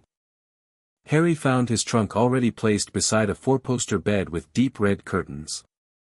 The room would be shared with Ron, Neville, Seamus Finnegan, and Dean Thomas. As the others changed into pajamas and chatted excitedly about the feast, Harry took a moment to center himself. Phase 1 of his plan had been accomplished. He was at Hogwarts, sorted into a house that wouldn't immediately raise suspicions, with his secrets intact. Now the real challenge began, learning everything he could about modern magic while keeping his unusual abilities hidden, finding any connection to Slytherin's other chambers, and investigating the AMD's presence at the school. And, perhaps most importantly, making genuine friends for the first time in his life. The first week of classes gave Harry an excellent opportunity to calibrate his performance. In Transfiguration, he deliberately took 3 attempts to transform his match into a needle, though he could have done it immediately. Only Hermione Granger succeeded on the first day, earning her a rare smile from Professor McGonagall. Astronomy, herbology, and history of magic required no particular pretense, being subjects Slytherin hadn't covered extensively. Professor Binns, the ghost teacher, was exactly as boring as Slytherin had warned, droning on about goblin rebellions while most students dozed.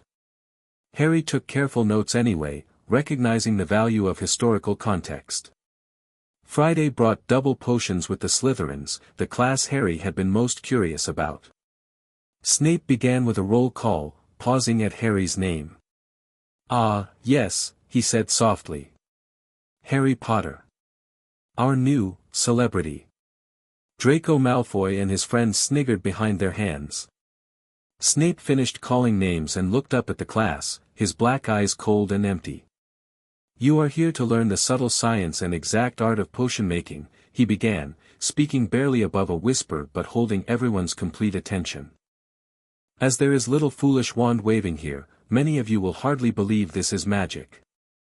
I don't expect you will really understand the beauty of the softly simmering cauldron with its shimmering fumes, the delicate power of liquids that creep through human veins, bewitching the mind, and snaring the senses. I can teach you how to bottle fame, brew glory, even stopper death, if you aren't as big a bunch of dunderheads as I usually have to teach." Harry watched Snape with fascination. The professor clearly loved his subject with a passion that reminded him somewhat of Slytherin's intensity during certain lessons. "Potter," Snape said suddenly. "What would I get if I added powdered root of asphodel to an infusion of wormwood?" Hermione's hand shot into the air, but Harry kept his eyes on Snape. He knew the answer, the draught of living death, a powerful sleeping potion, but revealing too much knowledge too quickly would be suspicious. "I don't know, sir," he replied calmly.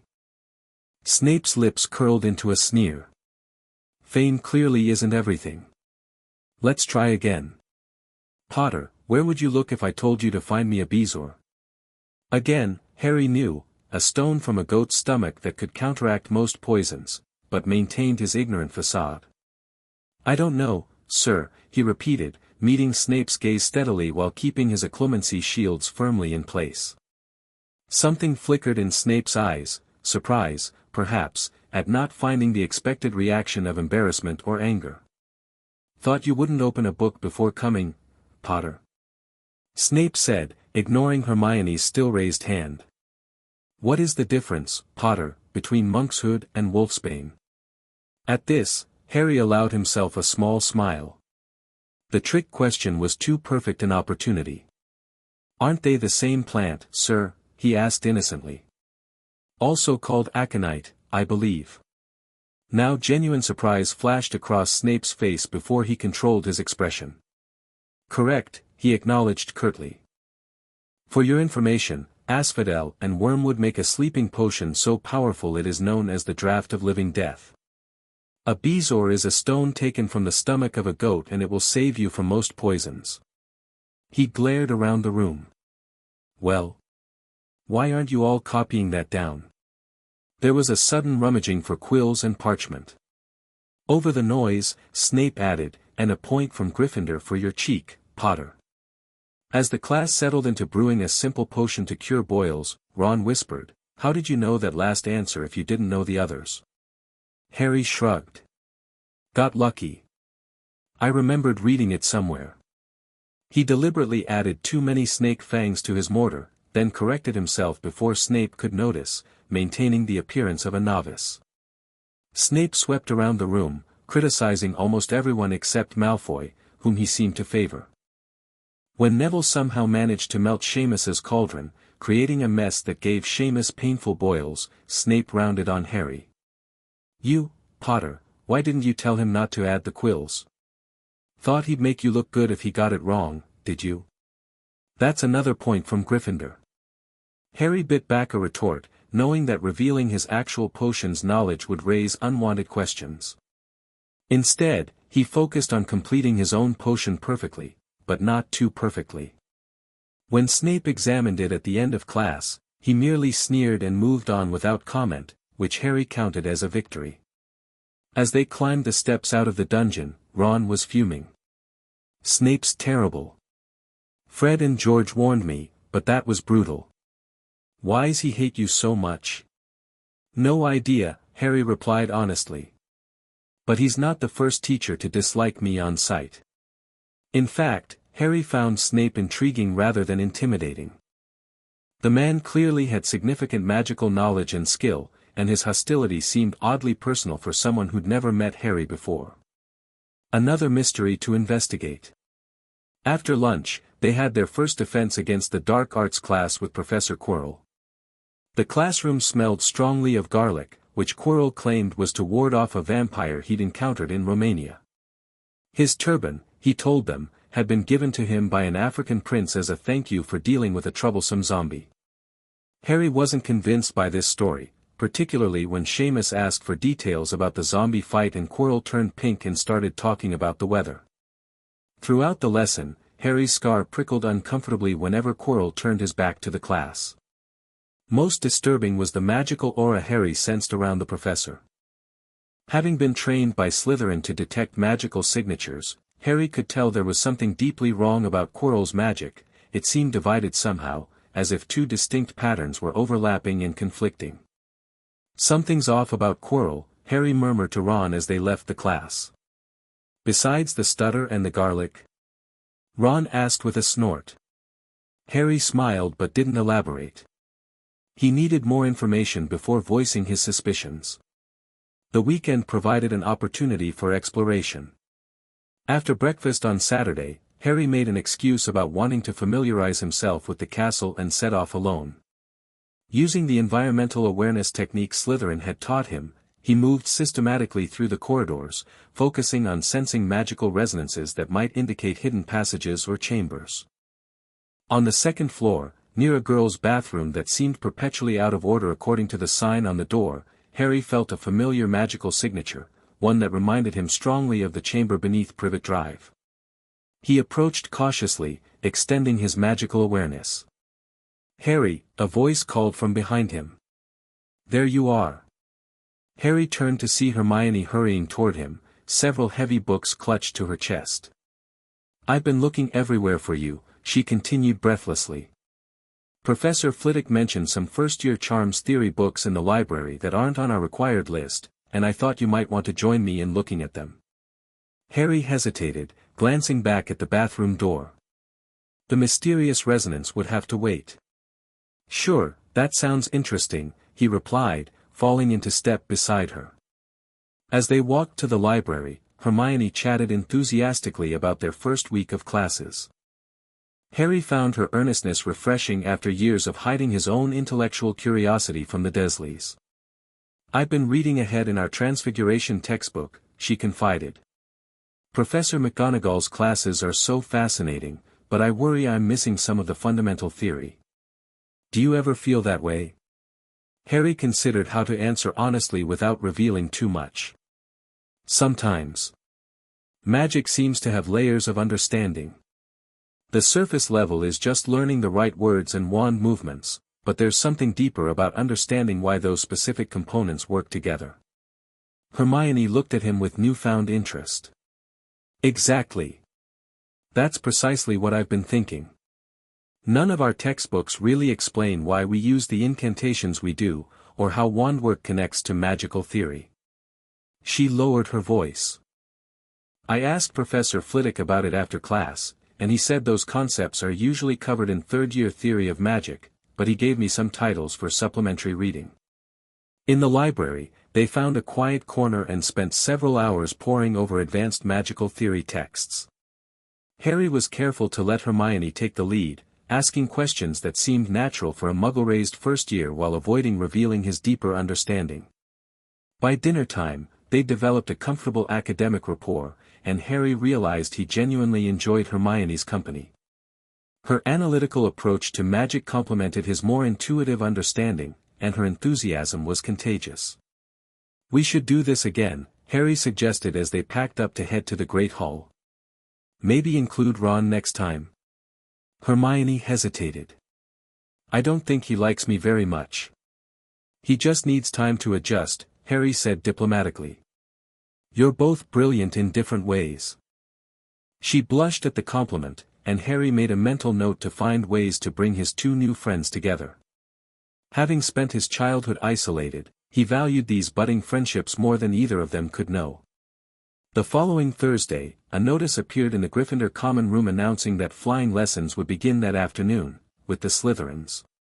Typical, Harry heard Ron mutter. Just what I always wanted. To make a fool of myself on a broomstick in front of Malfoy. You don't know you'll make a fool of yourself, Harry said reasonably. Anyway, Malfoy probably talks more than he flies. In truth, Harry was excited about flying. It was one magical skill he couldn't have practiced at Privet Drive, and the freedom of soaring through the air appealed to him deeply. At 3:30 that afternoon, the Gryffindors hurried down the front steps onto the grounds for their first flying lesson. The Slytherins were already there, as were 20 broomsticks lying in neat lines on the ground. Their teacher, Madame Hooch, arrived shortly after, instructing everyone to stand by a broomstick. Stick out your right hand over your broom, she directed, and say, up. Up, everyone shouted. Harry's broom jumped into his hand immediately, one of the few that did. Hermione's had simply rolled over, and Neville's hadn't moved at all. Madame Hooch then showed them how to mount their brooms correctly and walked up and down the rows checking their grips. Now, when I blow my whistle, you kick off from the ground, hard, she instructed. Keep your broom steady, rise a few feet, and then come straight back down by leaning forward slightly. On my whistle, 3, 2, but Neville, nervous and jumpy, pushed off before the whistle had touched Madame Hooch's lips. He rose straight up like a cork shot out of a bottle, 12 feet, 20 feet. Harry saw his scared white face look down at the ground falling away, saw him gasp, slip sideways off the broom and, without thinking, Harry directed his magic toward Neville, not quite wandlessly but channeling it through the broomstick in his hand. He created a cushion of compressed air beneath the falling boy, slowing his descent enough that when Neville hit the ground, he merely rolled rather than breaking bones. Several students gasped, not at Neville's fall, but at the visible shimmer in the air that had momentarily appeared beneath him. Harry immediately realized his mistake. He'd acted instinctively, using magic far beyond first-year abilities. Madame Hooch hurried over to Neville. Are you hurt, boy? Neville sat up, looking dazed but uninjured. I don't think so. What was that? Malfoy demanded, pointing at Harry. Potter did something. I saw it. All eyes turned to Harry, who forced himself to look confused. What are you talking about? I was just standing here. There was magic, Malfoy insisted. The air went all wavy. That was probably just heat rising from the ground, Hermione interjected quickly, though she was looking at Harry with intense curiosity. It happens on warm days. Madame Hooch seemed torn between checking on Neville and investigating Malfoy's claim. Did anyone else see something unusual? She asked the class. Most students shook their heads, having been focused on Neville rather than Harry. Those who had noticed something seemed uncertain about what they'd seen. Very well, Hooch said finally. Longbottom, to the hospital wing just to be safe. The rest of you, feet firmly on the ground while I take him inside. If I see a single broom in the air, you'll be out of Hogwarts before you can say, Quidditch. As soon as Hooch and Neville disappeared into the castle, Malfoy approached Harry, grey eyes narrowed suspiciously. I know what I saw, Potter, he said quietly. That wasn't any first-year magic. I don't know what you're talking about, Malfoy, Harry replied evenly, meeting his gaze. Malfoy studied him for a moment longer, then surprisingly, his expression shifted from accusation to calculation. Interesting, he murmured, before turning away. The rest of the lesson passed without incident when Madame Hooch returned, though Harry could feel both Malfoy's and Hermione's eyes on him periodically. He was careful to perform exactly at the level expected of a talented but inexperienced first year, neither too perfect nor too clumsy. After dinner that evening, Harry found himself cornered in the common room by Hermione. I saw it too, she said without preamble, keeping her voice low. The air distortion under Neville. That was you, wasn't it? Harry considered denying it, but something in Hermione's expression, not accusation but genuine curiosity, made him reconsider. I don't know what happened, he said carefully. I just wished he wouldn't fall so hard. This wasn't entirely a lie. The wandless cushioning charm had been instinctive, born from his desire to help. Hermione bit her lip, clearly not entirely satisfied with this explanation but unwilling to press further. Well, whatever it was, it probably saved him from breaking something. That was kind of you. Harry smiled, relieved she wasn't pursuing the matter. Anyone would have done the same if they could. Not anyone, she replied thoughtfully, glancing toward where Ron and Seamus were playing Exploding Snap. Anyway, I found something interesting about Nicholas Flamel in the library today. The abrupt change of subject caught Harry off guard. Who? Nicholas Flamel. I overheard Hagrid mentioning his name to Professor Sprout. He seemed quite concerned about something being well protected. So naturally, I did some research. Harry's interest was immediately piqued. What did you find? He's a famous alchemist, over 600 years old. The only known maker of the Philosopher's Stone. Seeing Harry's blank expression, she continued, it's a legendary substance that can transform any metal into pure gold and produces the elixir of life, which makes the drinker immortal. Immortal? Harry repeated, remembering Slytherin's teachings about the fundamental magical principles governing life and death. That's significant. Why would Hagrid be discussing him? Hermione shrugged. I don't know. But I also overheard something about the third-floor corridor, you know, the one Dumbledore warned us about at the feast. I think there might be a connection. Harry's mind raced. A powerful magical artifact, hidden at Hogwarts, important enough for Dumbledore to issue a school-wide warning. We should look into this, he decided. Carefully, of course. Hermione beamed, clearly pleased he was taking her seriously. I was hoping you'd say that. Ron thinks I'm just being nosy, but I feel like it's important somehow. It might be, Harry agreed. Let's gather more information before we do anything, though. As Hermione outlined her research plan, Harry reflected on this unexpected development. The Philosopher's Stone was exactly the sort of artifact that might interest the AMD, ancient, powerful, and potentially connected to forgotten magic.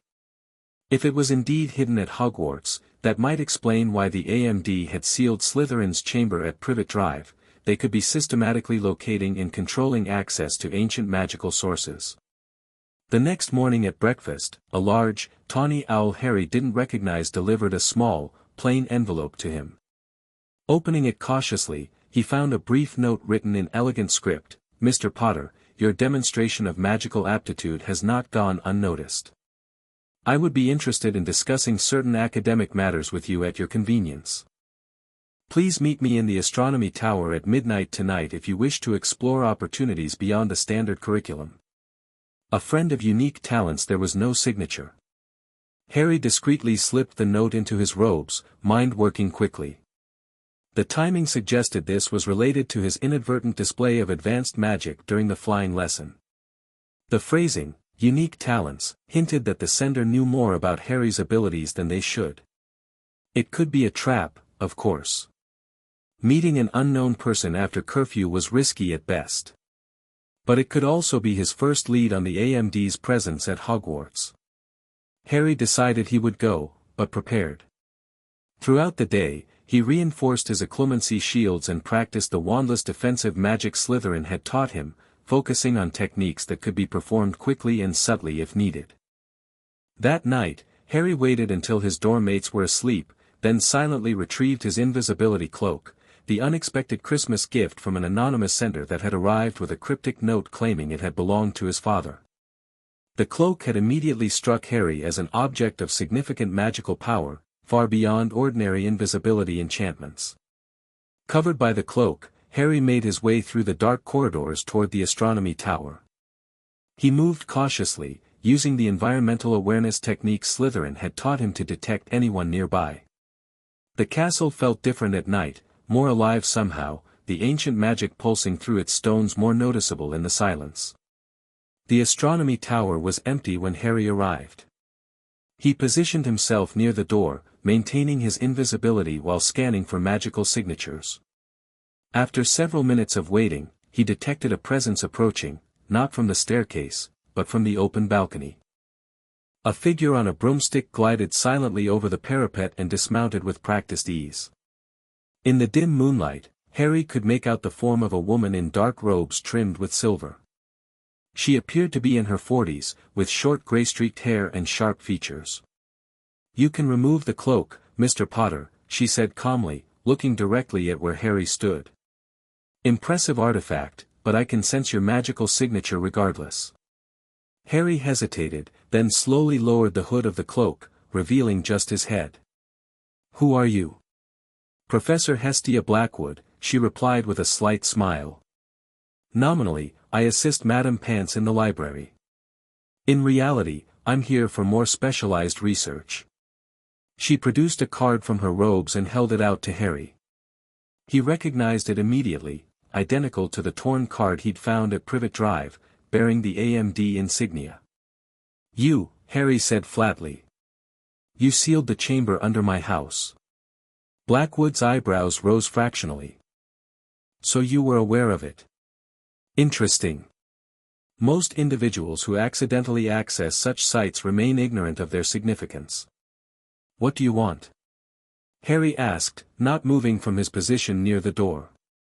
To understand how an 11-year-old wizard raised by muggles performed wandless elemental manipulation during a flying lesson, she replied directly. "And perhaps to offer you guidance regarding abilities that clearly extend beyond the Hogwarts curriculum." "I don't know what you're talking about," Harry said automatically. Blackwood smiled. "Please, Mr. Potter. We both know that's not true. The cushioning effect you created to save Mr. Longbottom required precision control of air elemental magic, a skill typically mastered by wizards 3 times your age, if at all." She leaned against the stone parapet. "What I'm curious about is where you learned such techniques." Harry remained silent, evaluating his options. Denying everything seemed pointless now, but revealing his connection to Slytherin could be dangerous. "Let me be direct," Blackwood continued when Harry didn't respond. "The Ancestral Mysteries Department monitors and researches ancient magic throughout Britain.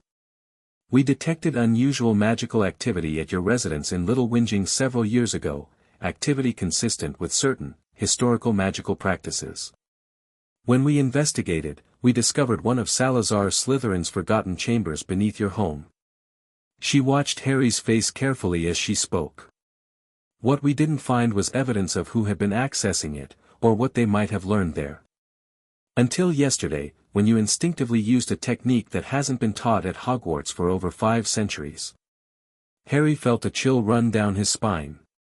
The AMD knew far more than he'd anticipated. "Why seal the chamber? What are you afraid of?" "Not afraid, Mr. Potter. Cautious. Ancient magic often comes with unexpected consequences." The founders' original teachings, particularly Slytherin's, contained elements considered problematic by modern standards. "You mean dark," Harry stated. "I mean powerful," Blackwood corrected. "And power, without proper context and guidance, can be dangerous, especially to its wielder." Harry considered this. "So the AMD monitors ancient magic to control it? Keep it from being misused?" "To understand it," Blackwood replied. "To preserve what's valuable and contain what's dangerous. Much like Dumbledore does here at Hogwarts, though our methods and priorities sometimes differ." "Such as with the Philosopher's Stone?" Harry asked, watching her reaction closely. Something flickered in Blackwood's eyes, surprise, certainly, but also what might have been concern. "You're well informed for a first year," she said carefully. "I pay attention," Harry replied. "Why is the stone at Hogwarts? And why is the AMD interested in it?" Blackwood straightened, her demeanor shifting subtly. "The stone represents one of the most significant alchemical achievements in wizarding history.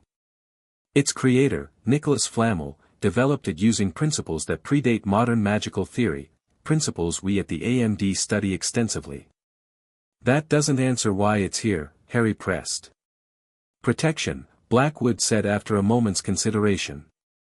"There are those who would use its power for problematic purposes. Hogwarts provides certain safeguards." Harry sensed she was telling at least a partial truth. "And your interest in me? Is that also about protection?" "Partially," she acknowledged. "But also opportunity. You've clearly been exposed to ancient magical teachings, whether through Slytherin's chamber or some other means. That knowledge, combined with your natural abilities, makes you uniquely positioned to understand magic that few modern wizards comprehend." She took a step toward him, and Harry tensed, ready to defend himself if necessary. Blackwood noticed and stopped, raising her empty hands slightly. "I'm not your enemy, Mr. Potter. The AMD isn't opposed to the study of ancient magic, it's our primary purpose. What we oppose is the unguided, context-free application of techniques designed for a very different magical era." "So what are you offering, exactly?" Harry asked cautiously. "Guidance. Context. Access to research and materials that could help you understand the magic you've already begun to master." She paused. "And in exchange, insights into what you learned in Slytherin's chamber before we sealed it." Harry considered the offer. It was tempting, access to more advanced magical knowledge, potentially a way to continue the education Slytherin had begun. But trusting the organization that had cut off his connection to his first magical mentor seemed dangerous at best. "I need time to think about it," he said finally. Blackwood nodded, seeming unsurprised. "Of course. This isn't a decision to make hastily." She withdrew another card from her robes. "When you're ready to talk further, tap this card with your wand and say, Antiquus Revelio. It will alert me."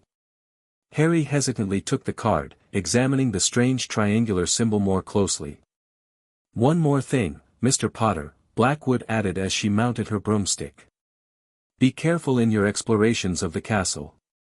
Hogwarts contains many secrets, some more dangerous than others. And not all who seek ancient knowledge do so with benevolent intentions." With that cryptic warning, she pushed off from the tower and disappeared into the night sky. Harry remained motionless for several minutes, processing the encounter. The AMD knew about his connection to Slytherin's chamber but apparently not about his direct tutelage from the portrait itself. They were also interested in the Philosopher's Stone, though Blackwood had been deliberately vague about why. Most concerning was her parting warning. Was she referring to the forbidden corridor on the third floor? Or something else entirely? As Harry made his way back to Gryffindor Tower under his invisibility cloak, he decided to accelerate his plans. He needed to find Hogwarts' connection to Slytherin's chamber network, investigate the Philosopher's Stone's protection, and determine who else besides the AMD might be seeking ancient magical knowledge at Hogwarts. The next day, Harry quietly shared what he'd learned about the stone with Ron and Hermione, omitting any mention of Blackwood or the AMD, of course. Ron was immediately intrigued by the adventure aspect, while Hermione focused on the historical and magical significance. If the stone is really here, it must be what's hidden in the third-floor corridor, Ron reasoned. That's why it's forbidden, they've got all sorts of protections around it. But who would want to steal it? Hermione wondered. Besides the obvious benefits of wealth and immortality, I mean. Harry thought about Blackwood's evasiveness regarding the stone's presence at Hogwarts. Someone powerful enough to threaten even Dumbledore, he suggested. Someone who might have specific reasons to want immortality. Ron paled slightly. You don't think? You know who? He was never confirmed dead, Harry said quietly. Just, defeated somehow. The three exchanged solemn looks, the implications hanging heavily in the air. We need more information, Hermione decided pragmatically. About the stone, about what's guarding it, and about who might be trying to steal it. Hagrid, Ron suggested. He let slip about Flammel in the first place, and he's terrible at keeping secrets. Harry nodded in agreement. And I want to check something on the second floor. There's a girl's bathroom that's always out of order, I sensed something strange about it last week. Moaning Myrtle's bathroom? Hermione asked with surprise. What could be strange about that, besides the ghost? Ghost? Harry asked, his interest piqued. Moaning Myrtle. She haunts the girls' bathroom on the second floor. She flooded it earlier this term, that's why it's out of order. Hermione looked at Harry curiously. Why are you interested in a bathroom? Just a feeling, Harry said vaguely. Something about the magic there feels familiar. Ron and Hermione exchanged glances, clearly wondering about this odd statement, but neither pressed for details.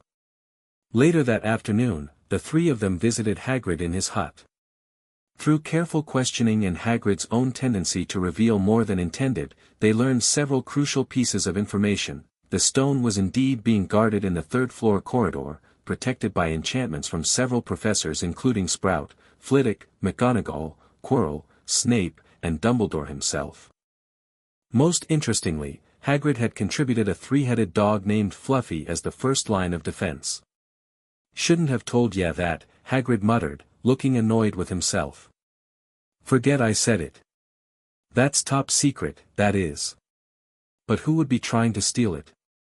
Harry asked, thinking of Blackwood's warning. Hagrid's expression darkened. There are powerful dark wizards who do anything for what that stone can give. Dumbledore's the only one you know who was ever afraid of, so Hogwarts is the safest place for it.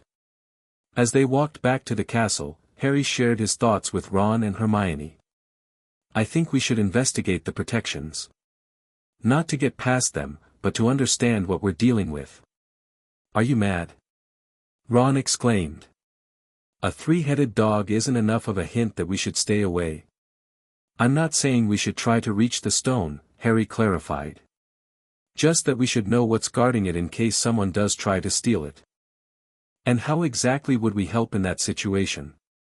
Hermione asked skeptically. We're first years.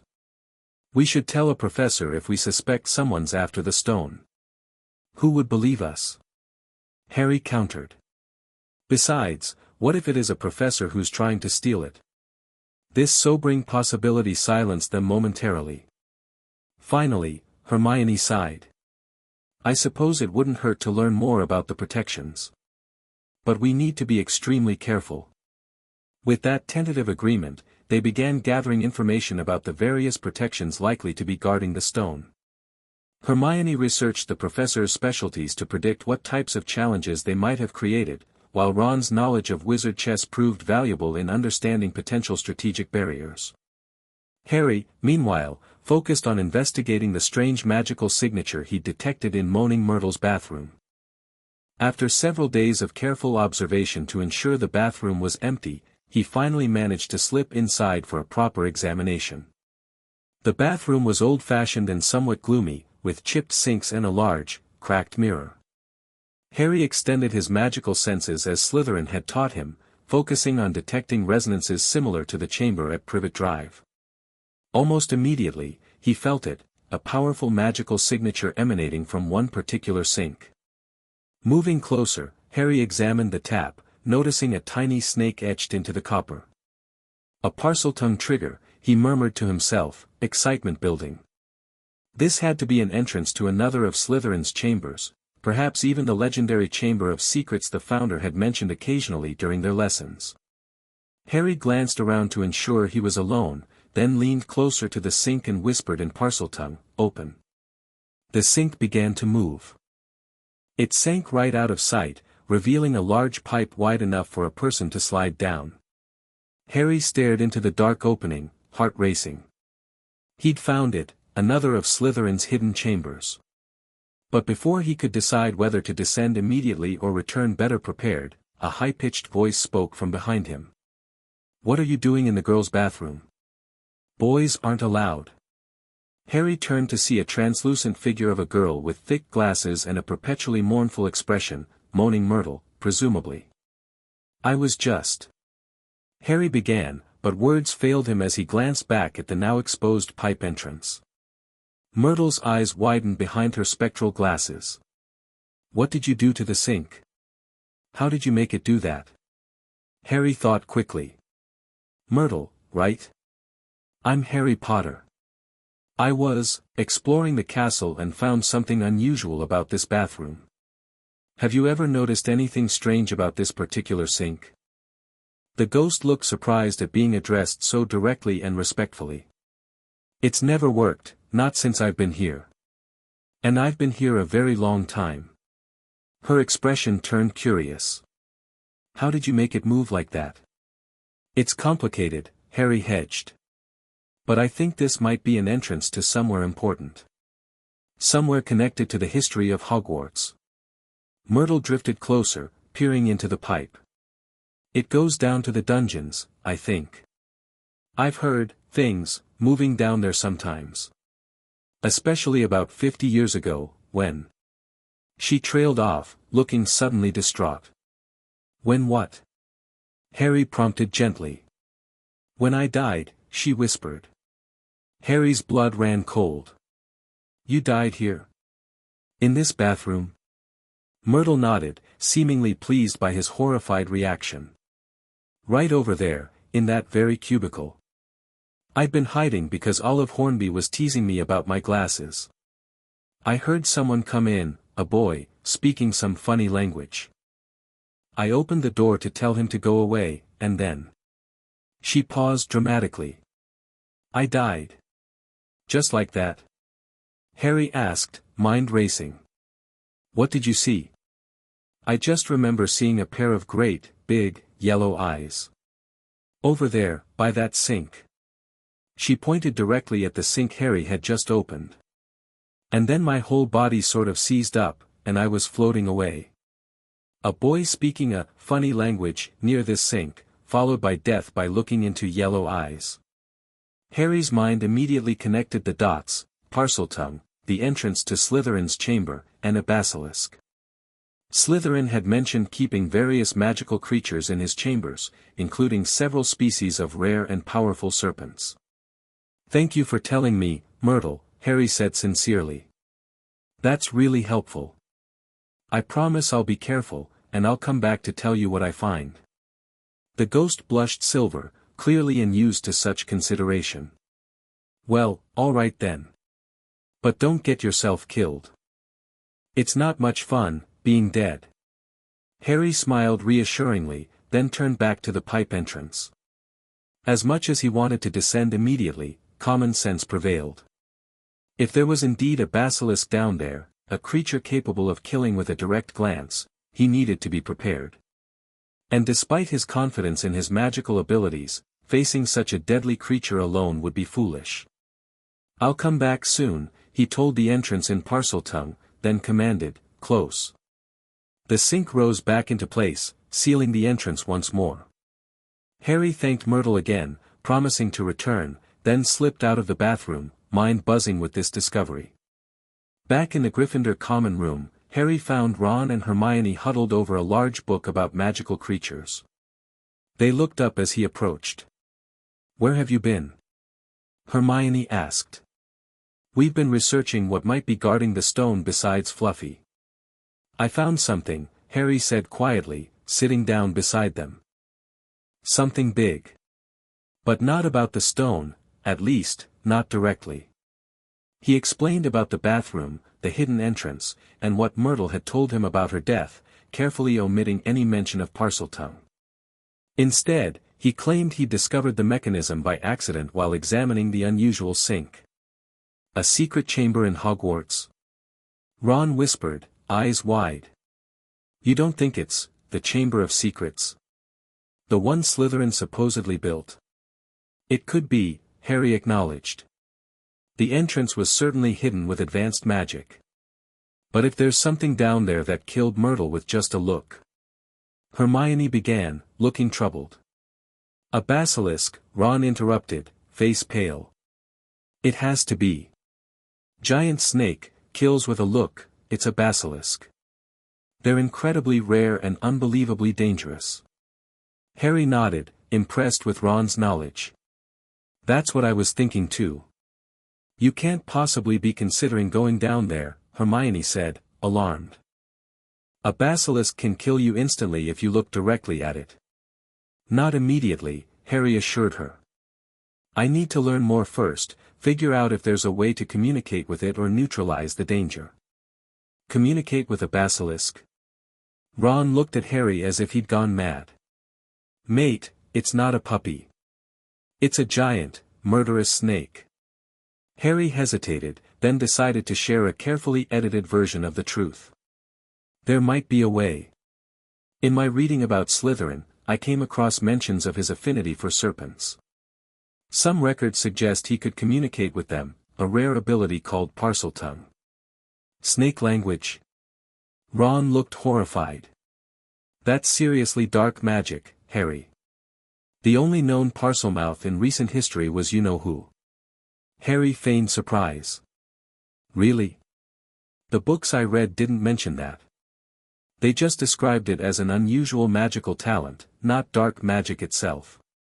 "It's not inherently dark," Hermione interjected thoughtfully. "It's just extremely rare and historically associated with dark wizards, particularly Slytherin's lineage. The ability itself is just a magical language skill."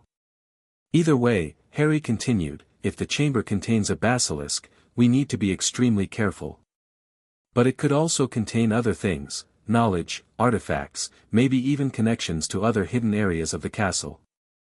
"Or the basilisk could just eat us," Ron muttered. "We should tell a teacher," Hermione insisted. "This is too dangerous for us to handle alone." Harry shook his head. "Not yet.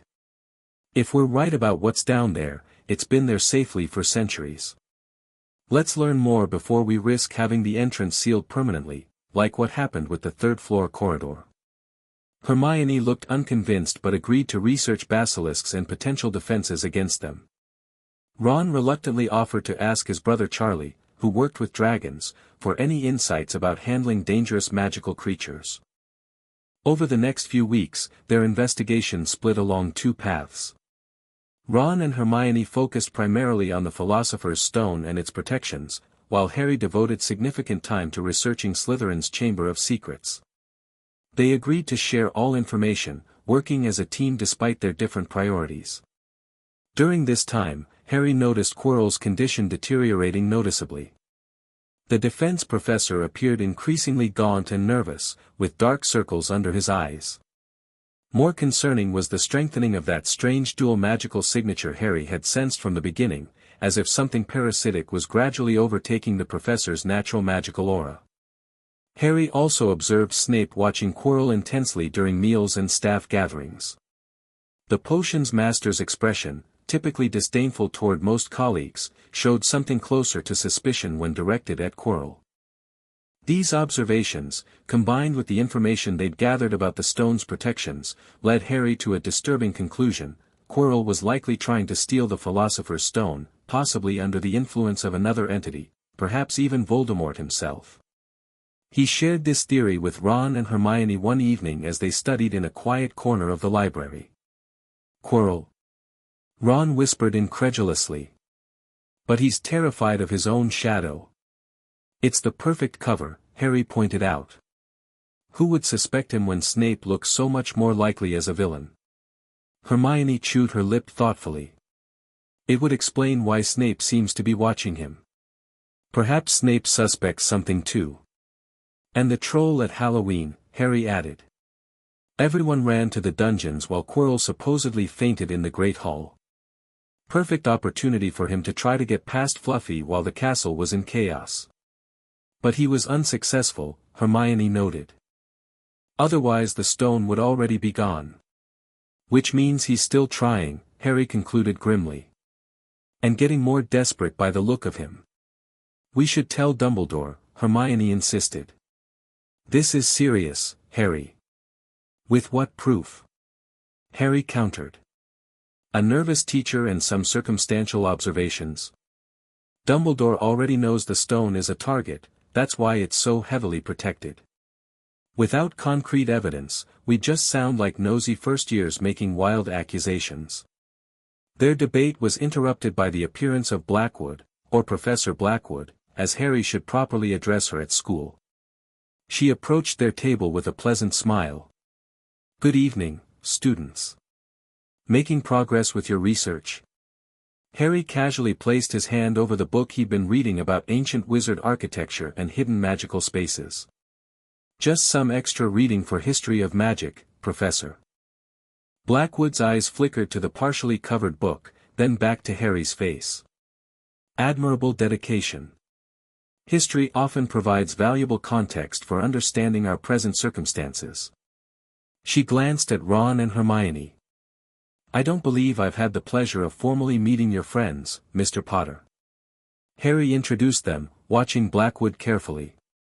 Professor Blackwood assists Madame Pants in the library, he explained to Ron and Hermione. Among other responsibilities, Blackwood added with a slight smile. I specialize in historical magical artifacts and their preservation.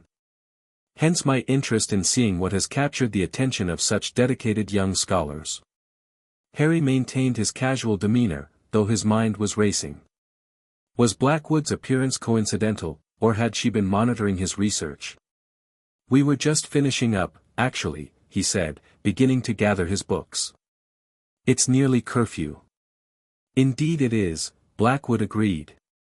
Though I'm authorized to provide after-hours library passes for students engaged in particularly valuable research.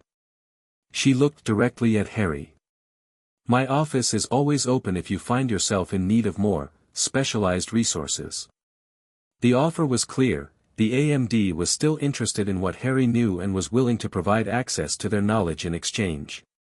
As they packed up their materials and headed back to Gryffindor Tower, Harry considered the possibility of accepting Blackwood's offer, at least partially. The AMD clearly had extensive knowledge about ancient magic, possibly including information about basilisks and how to safely navigate Slytherin's chamber. The following day brought an unexpected development. As Harry was returning from Quidditch practice, having been made Gryffindor's seeker after McGonagall witnessed his flying skills during their first lesson, he encountered Draco Malfoy alone in a deserted corridor. Potter, Malfoy greeted him, without his usual sneer. Got a minute? Harry stopped, surprised by the civil tone. What is it, Malfoy? I've been watching you, the Slytherin said without preamble. You're not what you appear to be. Harry tensed, hand moving subtly toward his wand. Meaning? Meaning you're hiding something interesting. Malfoy stepped closer, lowering his voice. The flying lesson with Longbottom wasn't the only time I've noticed. You perform perfectly average spellwork in class, but occasionally, when you think no one's looking, you do things that aren't in any first-year textbook. I don't know what you're talking about, Harry replied evenly. Malfoy smiled thinly. Of course you don't. Just like you don't know anything about advanced ward detection when you were examining the third-floor corridor last week, or nonverbal magic when you thought you were alone in the Transfiguration classroom. Harry kept his expression neutral, though internally he was cursing his carelessness. He'd been careful to maintain his novice facade in classes and public spaces, but apparently not careful enough when he thought himself unobserved. "What do you want, Malfoy?" "An honest conversation," Malfoy replied. "I'm proposing a truce. Not friendship, let's not get carried away, but a mutual acknowledgement that we both have more to offer than our public personas suggest." "And what does your public persona hide?" Harry asked, genuinely curious. Malfoy's grey eyes gleamed. "A family history of interest in precisely the kind of magic you seem to be covertly practicing. Ancient methods, forgotten techniques, the magic that preceded ministry standardization and Hogwarts curriculum development." This was unexpected.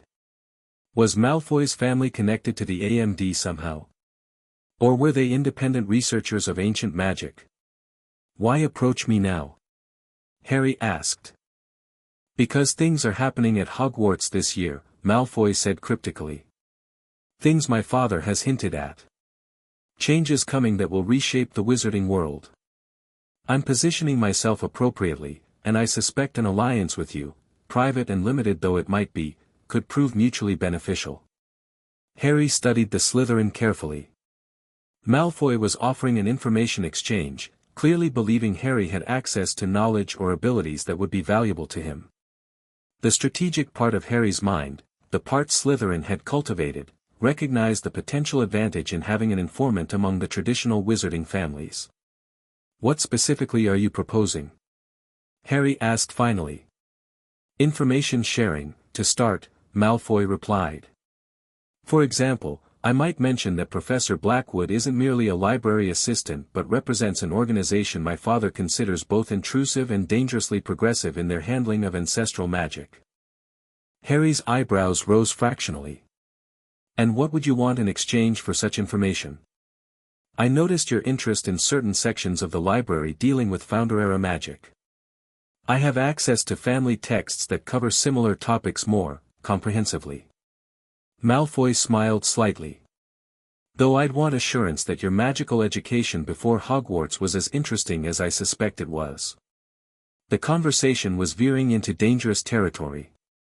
Harry needed to neither confirm nor explicitly deny Malfoy's suspicions.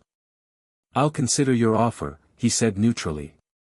"Though I should warn you, if this is some elaborate setup for a prank or ambush, you'll find I'm not as defenseless as some might assume."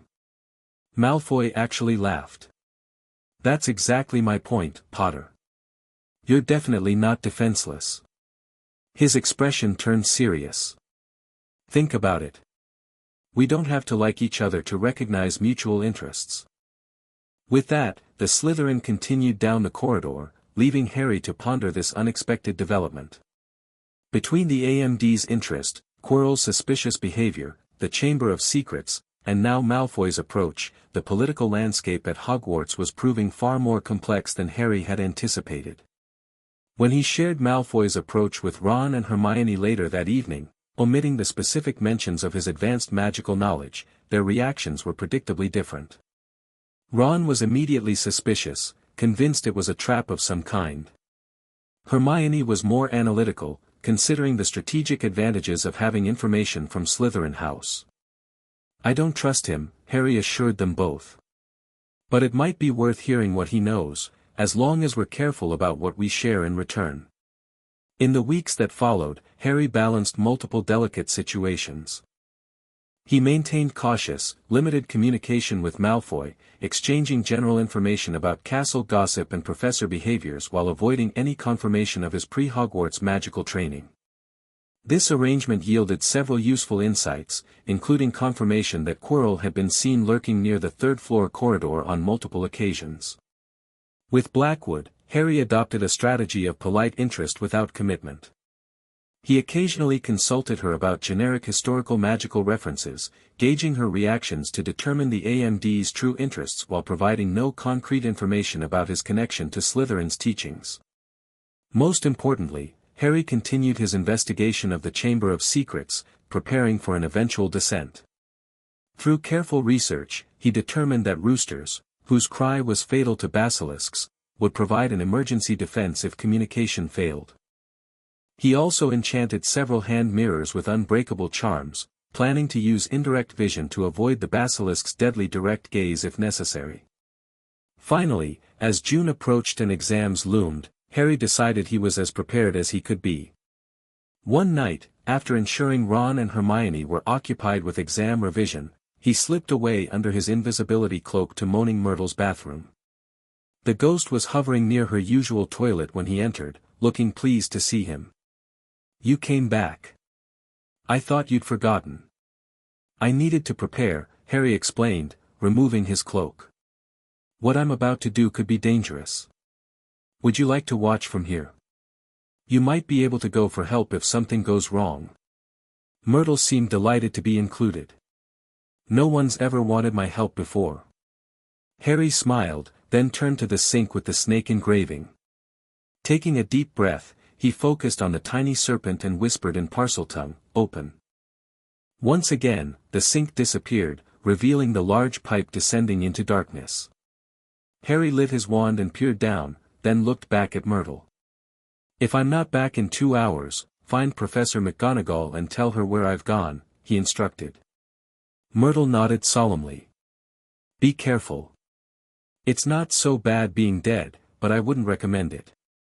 With a grateful nod, Harry sat on the edge of the pipe and pushed off, sliding down into the unknown depths below Hogwarts.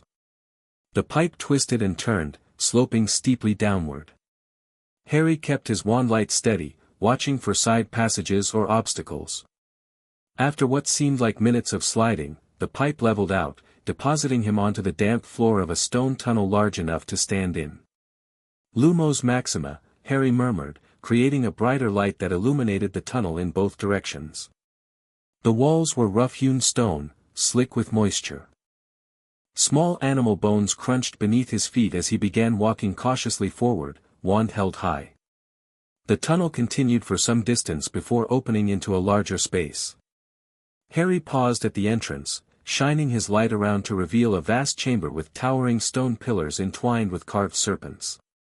At the far end stood an enormous statue of Salazar Slytherin, his stern face looking out over the chamber. "The Chamber of Secrets," Harry breathed, feeling a mixture of awe and trepidation. He moved forward slowly, alert for any sign of the basilisk. The chamber remained silent except for the soft dripping of water from the ceiling.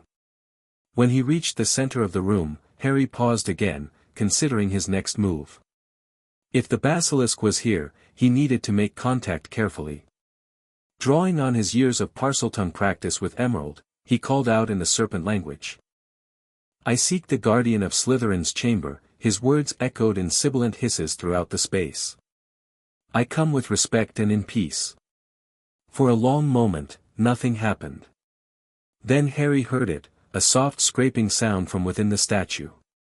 Slowly, the mouth of Salazar Slytherin's statue began to open, revealing a dark tunnel beyond. Harry quickly averted his gaze downward, retrieving one of his enchanted mirrors from his pocket. Through its reflection, he watched as an enormous serpent emerged from the opening, far larger than he had imagined, its scales a vivid poisonous green, its body thicker than a man's torso. "Who disturbs my slumber?" the basilisk hissed, its voice ancient and powerful in Harry's mind. "Who speaks the tongue of Slytherin after so long?" Still using the mirror to avoid direct eye contact, Harry responded in Parseltongue. "I am Harry Potter.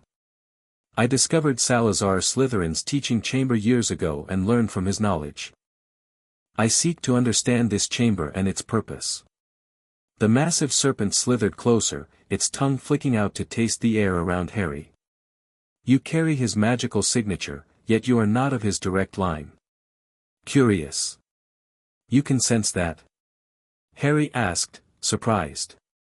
"I was created by Salazar himself," the basilisk replied. "I recognize the magic of those he taught personally. You have been touched by his instruction, though distantly." Harry realized the basilisk was referring to his training with Slytherin's portrait, not the living founder, but an echo of his knowledge and power.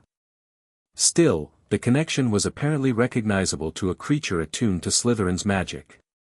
"I mean no harm to you or this chamber," Harry assured the great serpent. "But I seek knowledge. Another accessed this chamber about 50 years ago and used you to harm a student. I want to understand what happened and ensure it doesn't occur again. The basilisk's massive body coiled slightly. The last speaker came with darkness in his heart. He commanded me against my purpose. Salazar created me to protect the school from those who would harm magical children, not to be a weapon against them. Voldemort, Harry whispered in English, then switched back to Parseltongue. The one who came before, was he called Tom Riddle? He had many names, the basilisk replied. He began as Tom Riddle, yes. Later he called himself by another name, one he believed inspired fear. He returned several times over many years, growing darker each time. This confirmation sent a chill down Harry's spine. Voldemort had accessed the chamber as a student, then returned later, perhaps to leave something behind. Did he store anything in this chamber? Harry asked. An object of importance to him? The basilisk's massive head moved slightly in what might have been a nod. He concealed something within the mouth of the statue during his last visit. Something that carries an echo of himself, similar to how you carry an echo of Salazar's teaching. Harry's pulse quickened. Can you show me? I can, the basilisk responded. But be warned, the object radiates dark magic. It has been whispering to the rats and smaller serpents that enter the chamber. Some have died from merely approaching it too closely. This sounded ominous, and potentially significant. If Voldemort had hidden something powerful in the chamber, something that contained an echo of himself, it could be crucial to understanding how he had survived his encounter with baby Harry. I'll be careful, Harry promised. Please, show me where it is. The basilisk turned and slithered back toward the statue. Harry followed at a safe distance, still using his mirror to avoid direct eye contact. When they reached the statue's base, the serpent hissed a command that caused a small section of stone to slide away, revealing a hidden compartment. Within, the basilisk directed. But do not touch it directly. The darkness it contains seeks to spread. Harry approached cautiously, illuminating the compartment with his wand light. Inside lay a small, unassuming black diary. At first glance, it appeared completely ordinary, but as Harry extended his magical senses toward it, he recoiled at the malevolent aura it emitted. The magic felt twisted, fractured somehow, as if something living had been unnaturally divided and imprisoned within the pages. What is it? Harry asked, though he suspected neither he nor the basilisk would know the specific magical classification. A vessel, the basilisk replied. Containing a fragment of the speaker's essence. He performed a ritual here, using the death of a small creature. The magic was wrong. Against nature. Soul magic, Harry realized with growing horror. Slytherin had mentioned such dark practices in theoretical terms, magic that violated the fundamental boundaries between life and death by fracturing one's soul and binding it to physical objects. If Voldemort had created such an object, it might explain how he had survived his killing curse rebounding. Thank you for showing me this, Harry told the basilisk. It's important, though I don't fully understand it yet. I'll need to research further before deciding what to do with it. It should be destroyed, the basilisk stated firmly. It corrupts everything near it. But ordinary means will not suffice, it has resisted the passage of time and the dampness that rots all other paper that falls into this chamber. Harry nodded, mind racing with implications. I'll find a way. But first, I have another question. The chamber I found years ago, beneath a Muggle dwelling, was it connected to this one somehow? The basilisk's massive head tilted slightly. Salazar created many chambers throughout the land. Some were connected by passages that only he could access. The one you speak of was a teaching space, linked to this central chamber through magic rather than physical pathways. Could I re-establish that connection? Harry asked eagerly. The entrance was sealed by others who feared its magic.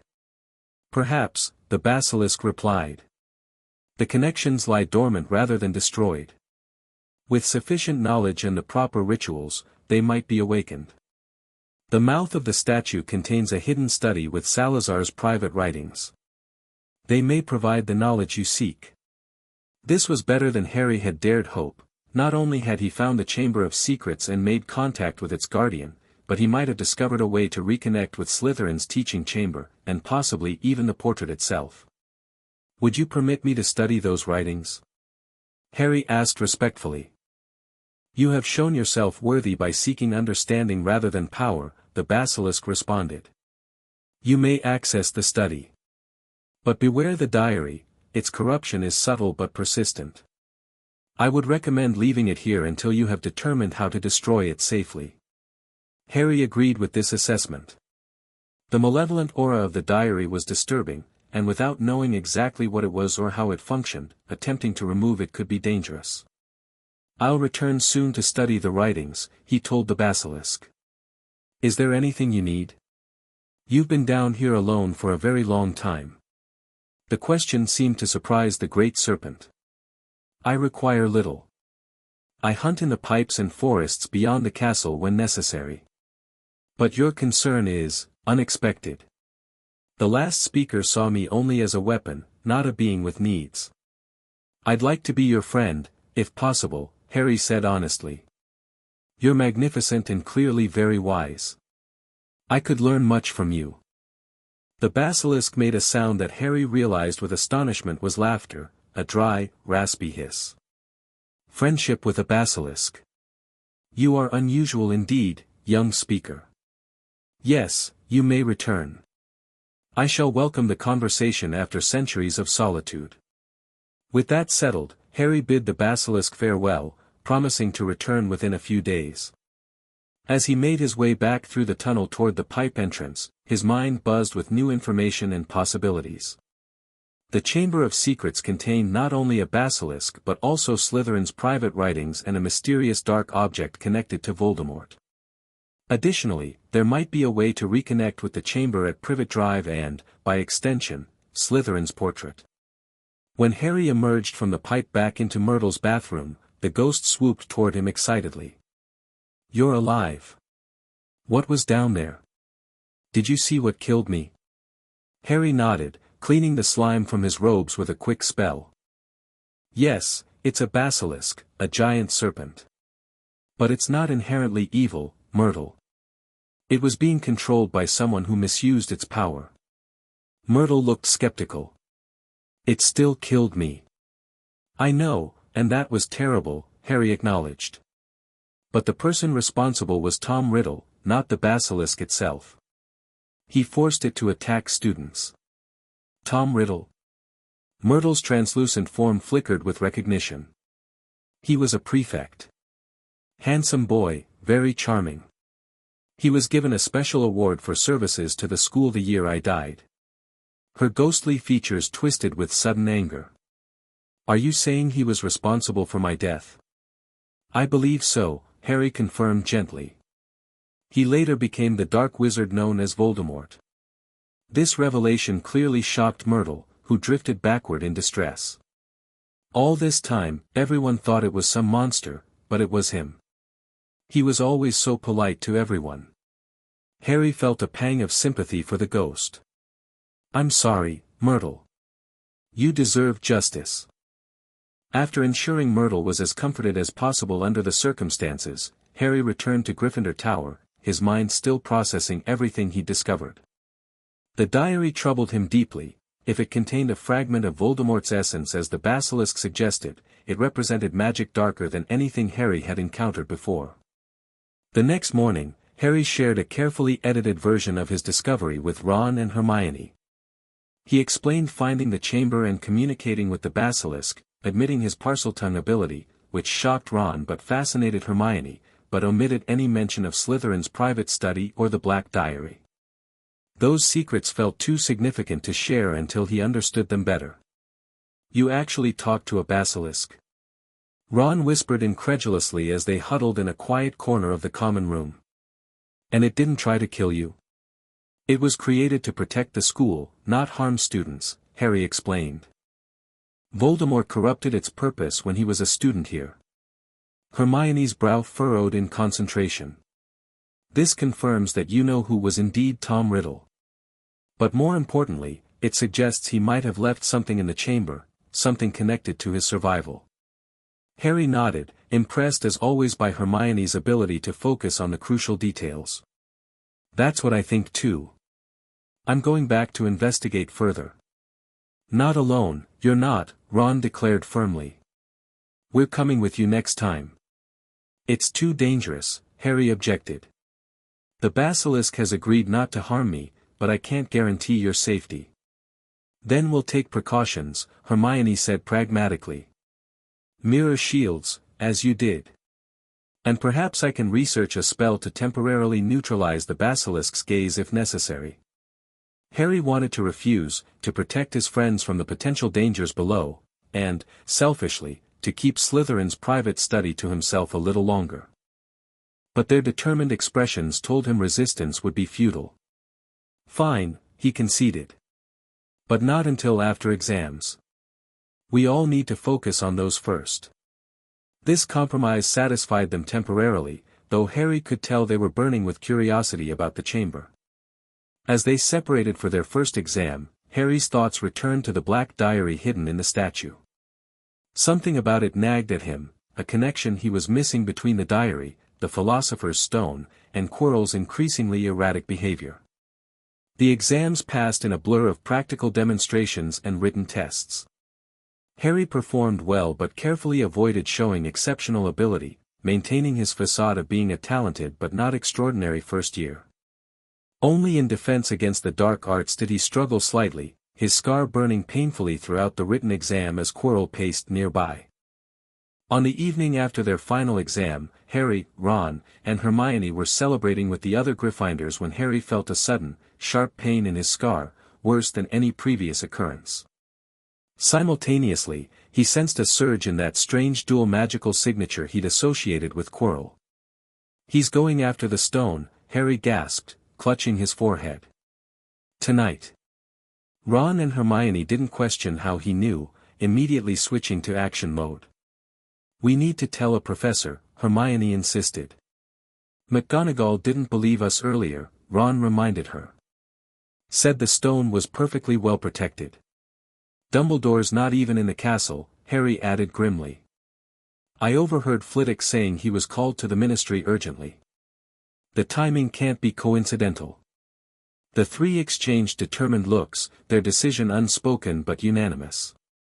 They would have to stop Quirrell themselves. As they slipped out of the common room under Harry's invisibility cloak, he made a split-second decision. Change of plan. We're making a quick stop first. Where? Ron asked as Harry led them not toward the third-floor corridor but down toward the second floor.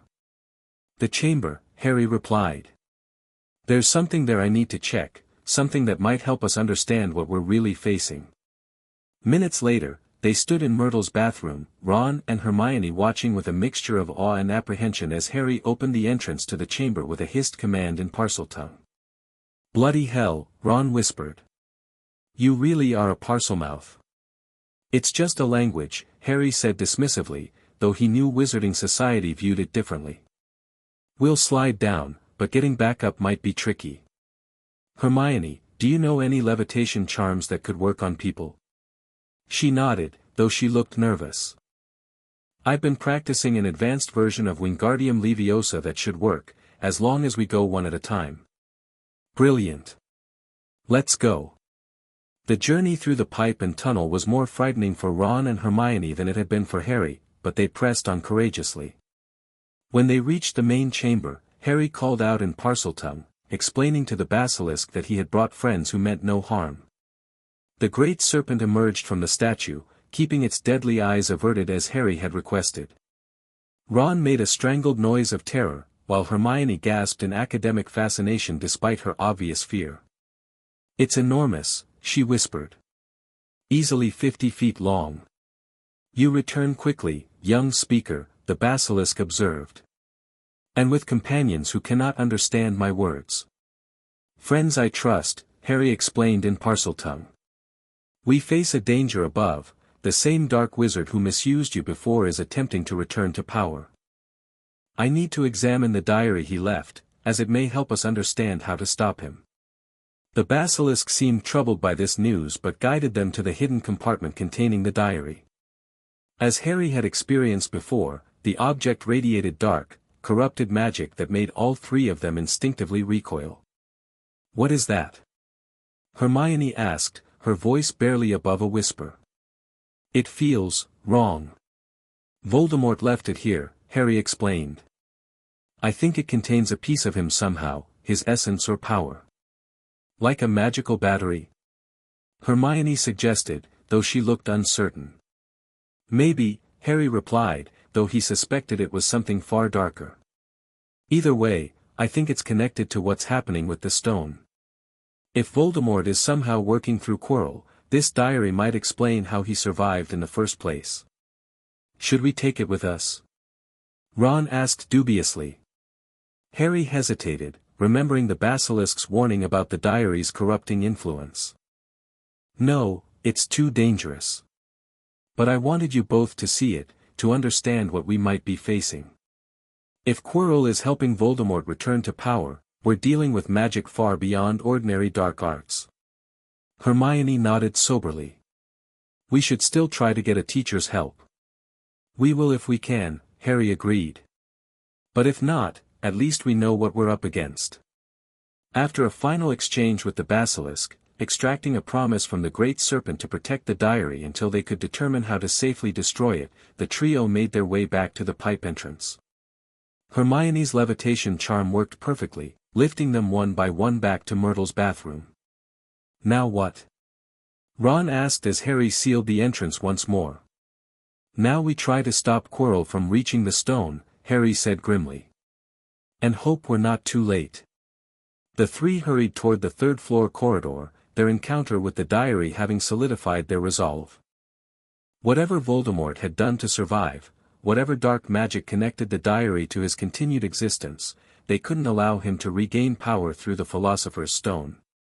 As they approached the forbidden corridor, Harry sensed familiar magical signatures ahead, both Quirrell's disturbing dual aura and, surprisingly, the distinct energy pattern he associated with the AMD. "We're not the only ones who figured it out," he murmured to Ron and Hermione. "Someone else is already here." The door to the forbidden corridor was ajar, and the soft sounds of a harp playing drifted out. Peering carefully inside, they saw Fluffy the three-headed dog fast asleep, a bewitched harp playing beside him. A trapdoor lay open at the dog's feet. "Quirrell's already gone through," Ron whispered. "And someone else too," Harry added, though he didn't explain how he knew. "Come on, we need to hurry." They slipped past the sleeping dog and peered into the dark opening of the trapdoor. A long drop awaited them, with something plant-like visible far below. "Devil's Snare," Hermione identified quickly. "Relaxation is key, if you struggle, it kills you faster." One by one, they jumped down, landing on the cushioning plant before Hermione's quick thinking and magical fire freed them from its clutches. They progressed through the subsequent challenges: flying keys, a giant wizard chess set, a logic puzzle with potions, working as a team and drawing on their combined knowledge. The chess game proved particularly brutal, with Ron sacrificing himself to allow Harry and Hermione to continue. He was knocked unconscious but alive, and Hermione reluctantly agreed to stay behind to get him medical attention while Harry pressed forward alone. The final chamber held the mirror of Eris that Harry had discovered earlier in the year. Standing before it was Professor Quirrell, but not alone. Professor Blackwood faced him, wand drawn, the two locked in what appeared to be a tense standoff.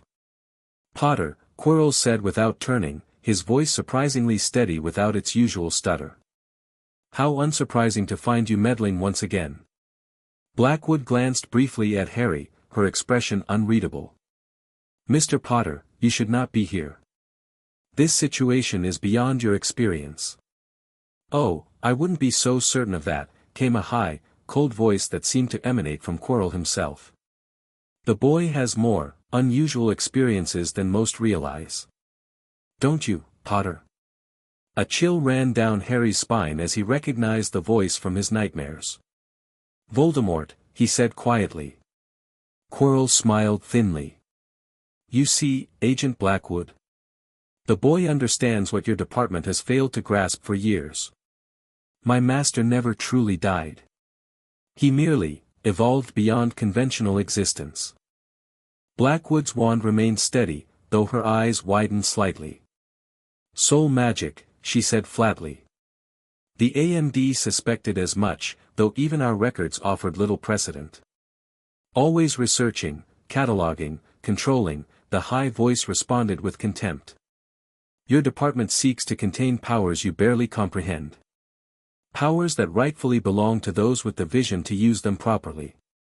Harry slowly moved to the side, trying to get a clear view of Quirrell's back. What he saw confirmed his worst suspicions. Where Quirrell's head should have been was a second face, pale and snake-like with glowing red eyes. The stone, Potter, Voldemort's face hissed. Where is it hidden? The mirror shows it, but Quirrell cannot retrieve it. I don't know, Harry replied truthfully, his mind racing. Dumbledore must have enchanted the mirror with some special protection. Then come here and look, Voldemort commanded. Perhaps it will show you the way. Blackwood interjected sharply, stay where you are, Mr. Potter. The AMD has been monitoring this situation for months. We know what he seeks and why. The stone must not fall into his hands. Your department has always lacked vision, Voldemort sneered. Imagine what I could accomplish with immortality and unlimited gold. The magical innovations alone would transform wizard kind. Into slaves, Blackwood countered. We've studied your methods extensively, Riddle. Your vision allows for nothing but domination. The use of Voldemort's birth name seemed to enrage him. Quirrell, deal with this interfering bureaucrat. The boy is what matters now. Quirrell spun with surprising speed, firing a jet of purple light toward Blackwood. She deflected it with a shield charm, but the momentary distraction allowed Quirrell to grab Harry and drag him before the mirror. Look! Voldemort commanded. Tell me what you see. Harry stared into the mirror, expecting to see his parents as he had before. Instead, he saw his reflection smile at him, reach into its pocket, and pull out a blood-red stone. The reflection winked, then returned the stone to its pocket, and Harry felt the real stone suddenly appear in his own pocket. The mirror had given it to him. Well? Quirrell demanded impatiently. What do you see? Harry thought quickly. I see myself shaking hands with Dumbledore. I've won the House Cup. Voldemort's face contorted with fury. He lies. He has the stone. Blackwood chose that moment to strike, sending a powerful cutting curse toward Quirrell.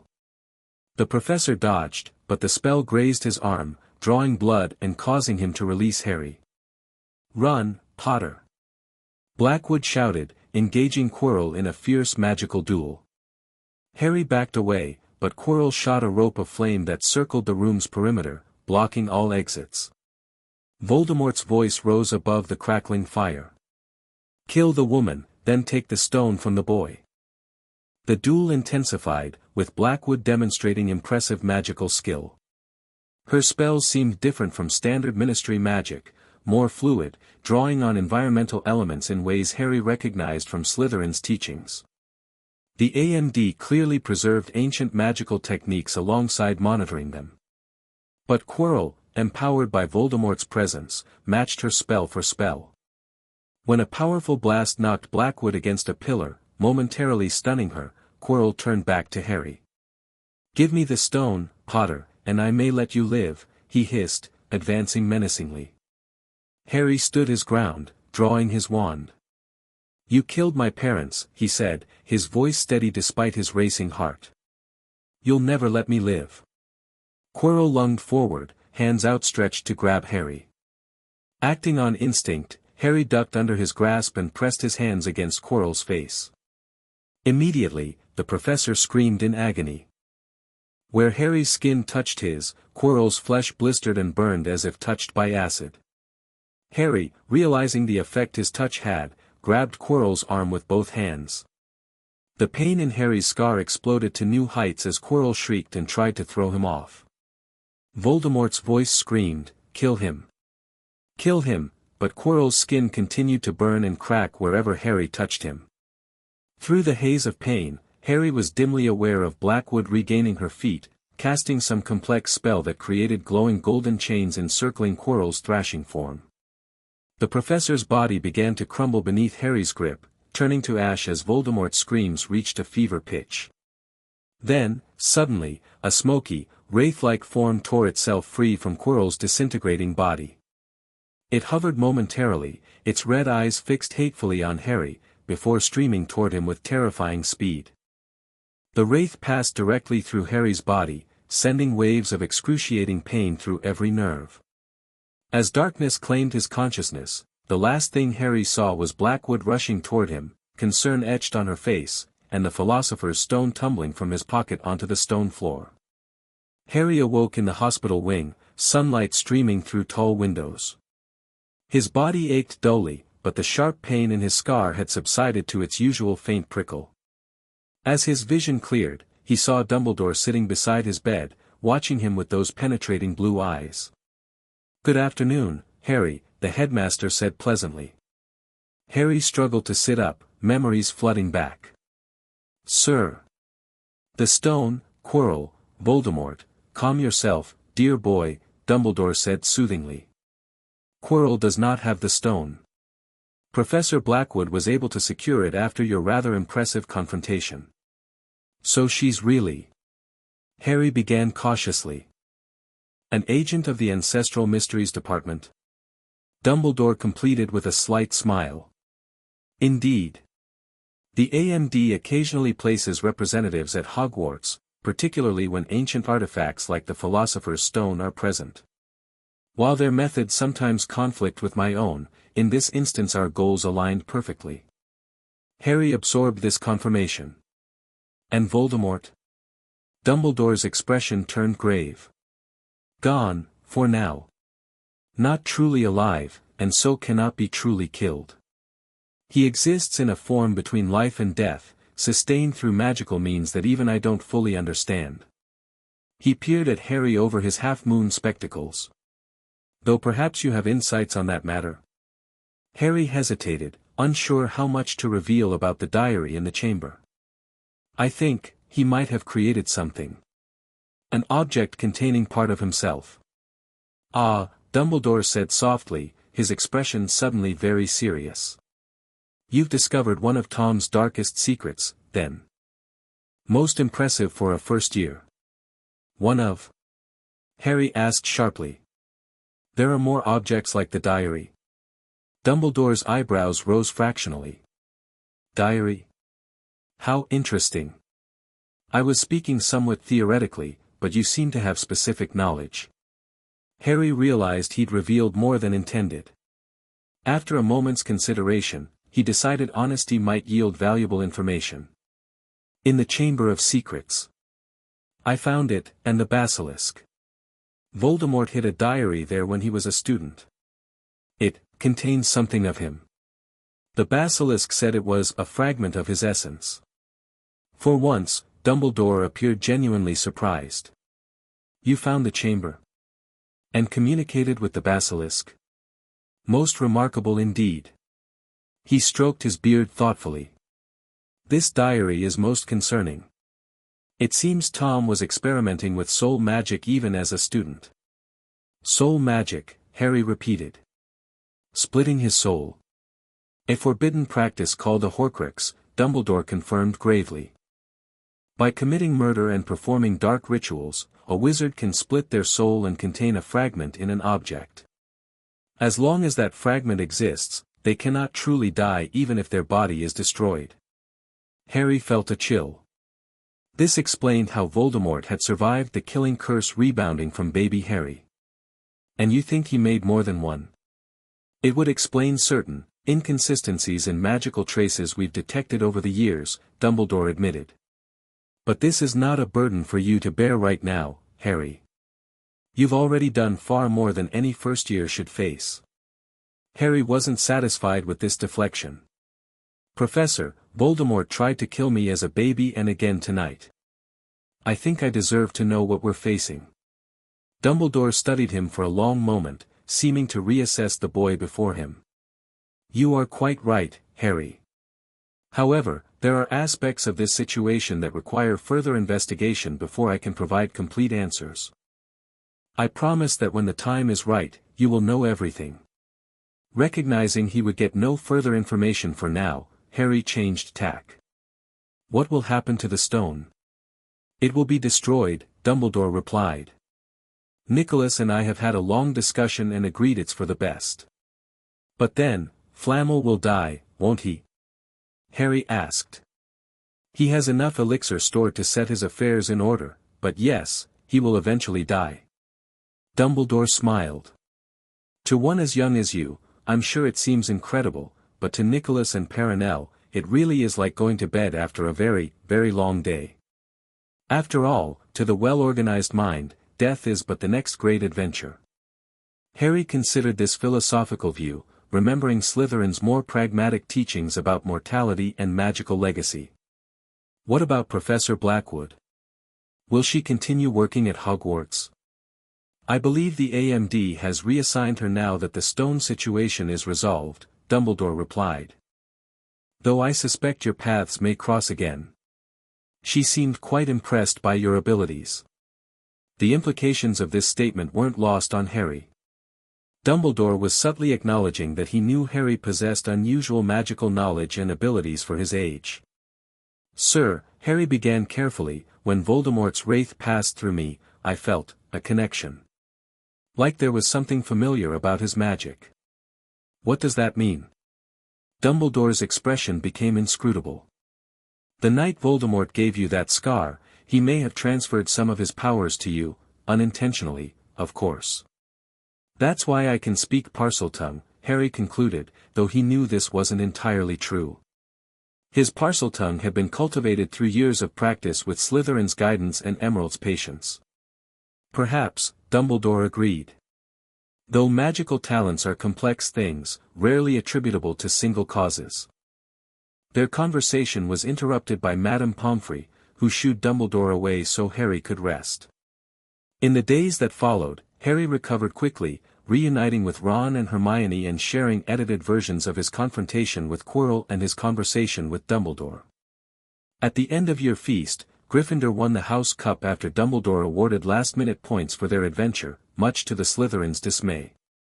Harry noticed Malfoy watching him speculatively during the celebration, clearly reassessing their tentative information exchange in light of Harry's latest exploits.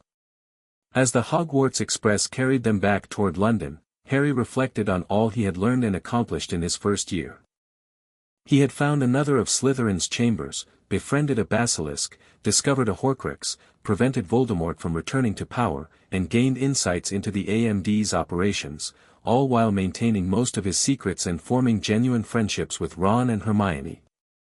You must come and stay this summer, Ron said as they approached King's Cross. Both of you. I'll send an owl. Thanks, Harry replied sincerely. I'll need something to look forward to. The Dursleys would be as unpleasant as ever, but Harry had new purposes to pursue during the summer months. He planned to study the few pages of Slytherin's writings he had managed to copy from the hidden study in the chamber, focusing on the ritual that might reconnect the sealed chamber at Privet Drive to the broader network. Additionally, he needed to research Horcruxes more thoroughly and determine how to safely destroy the diary.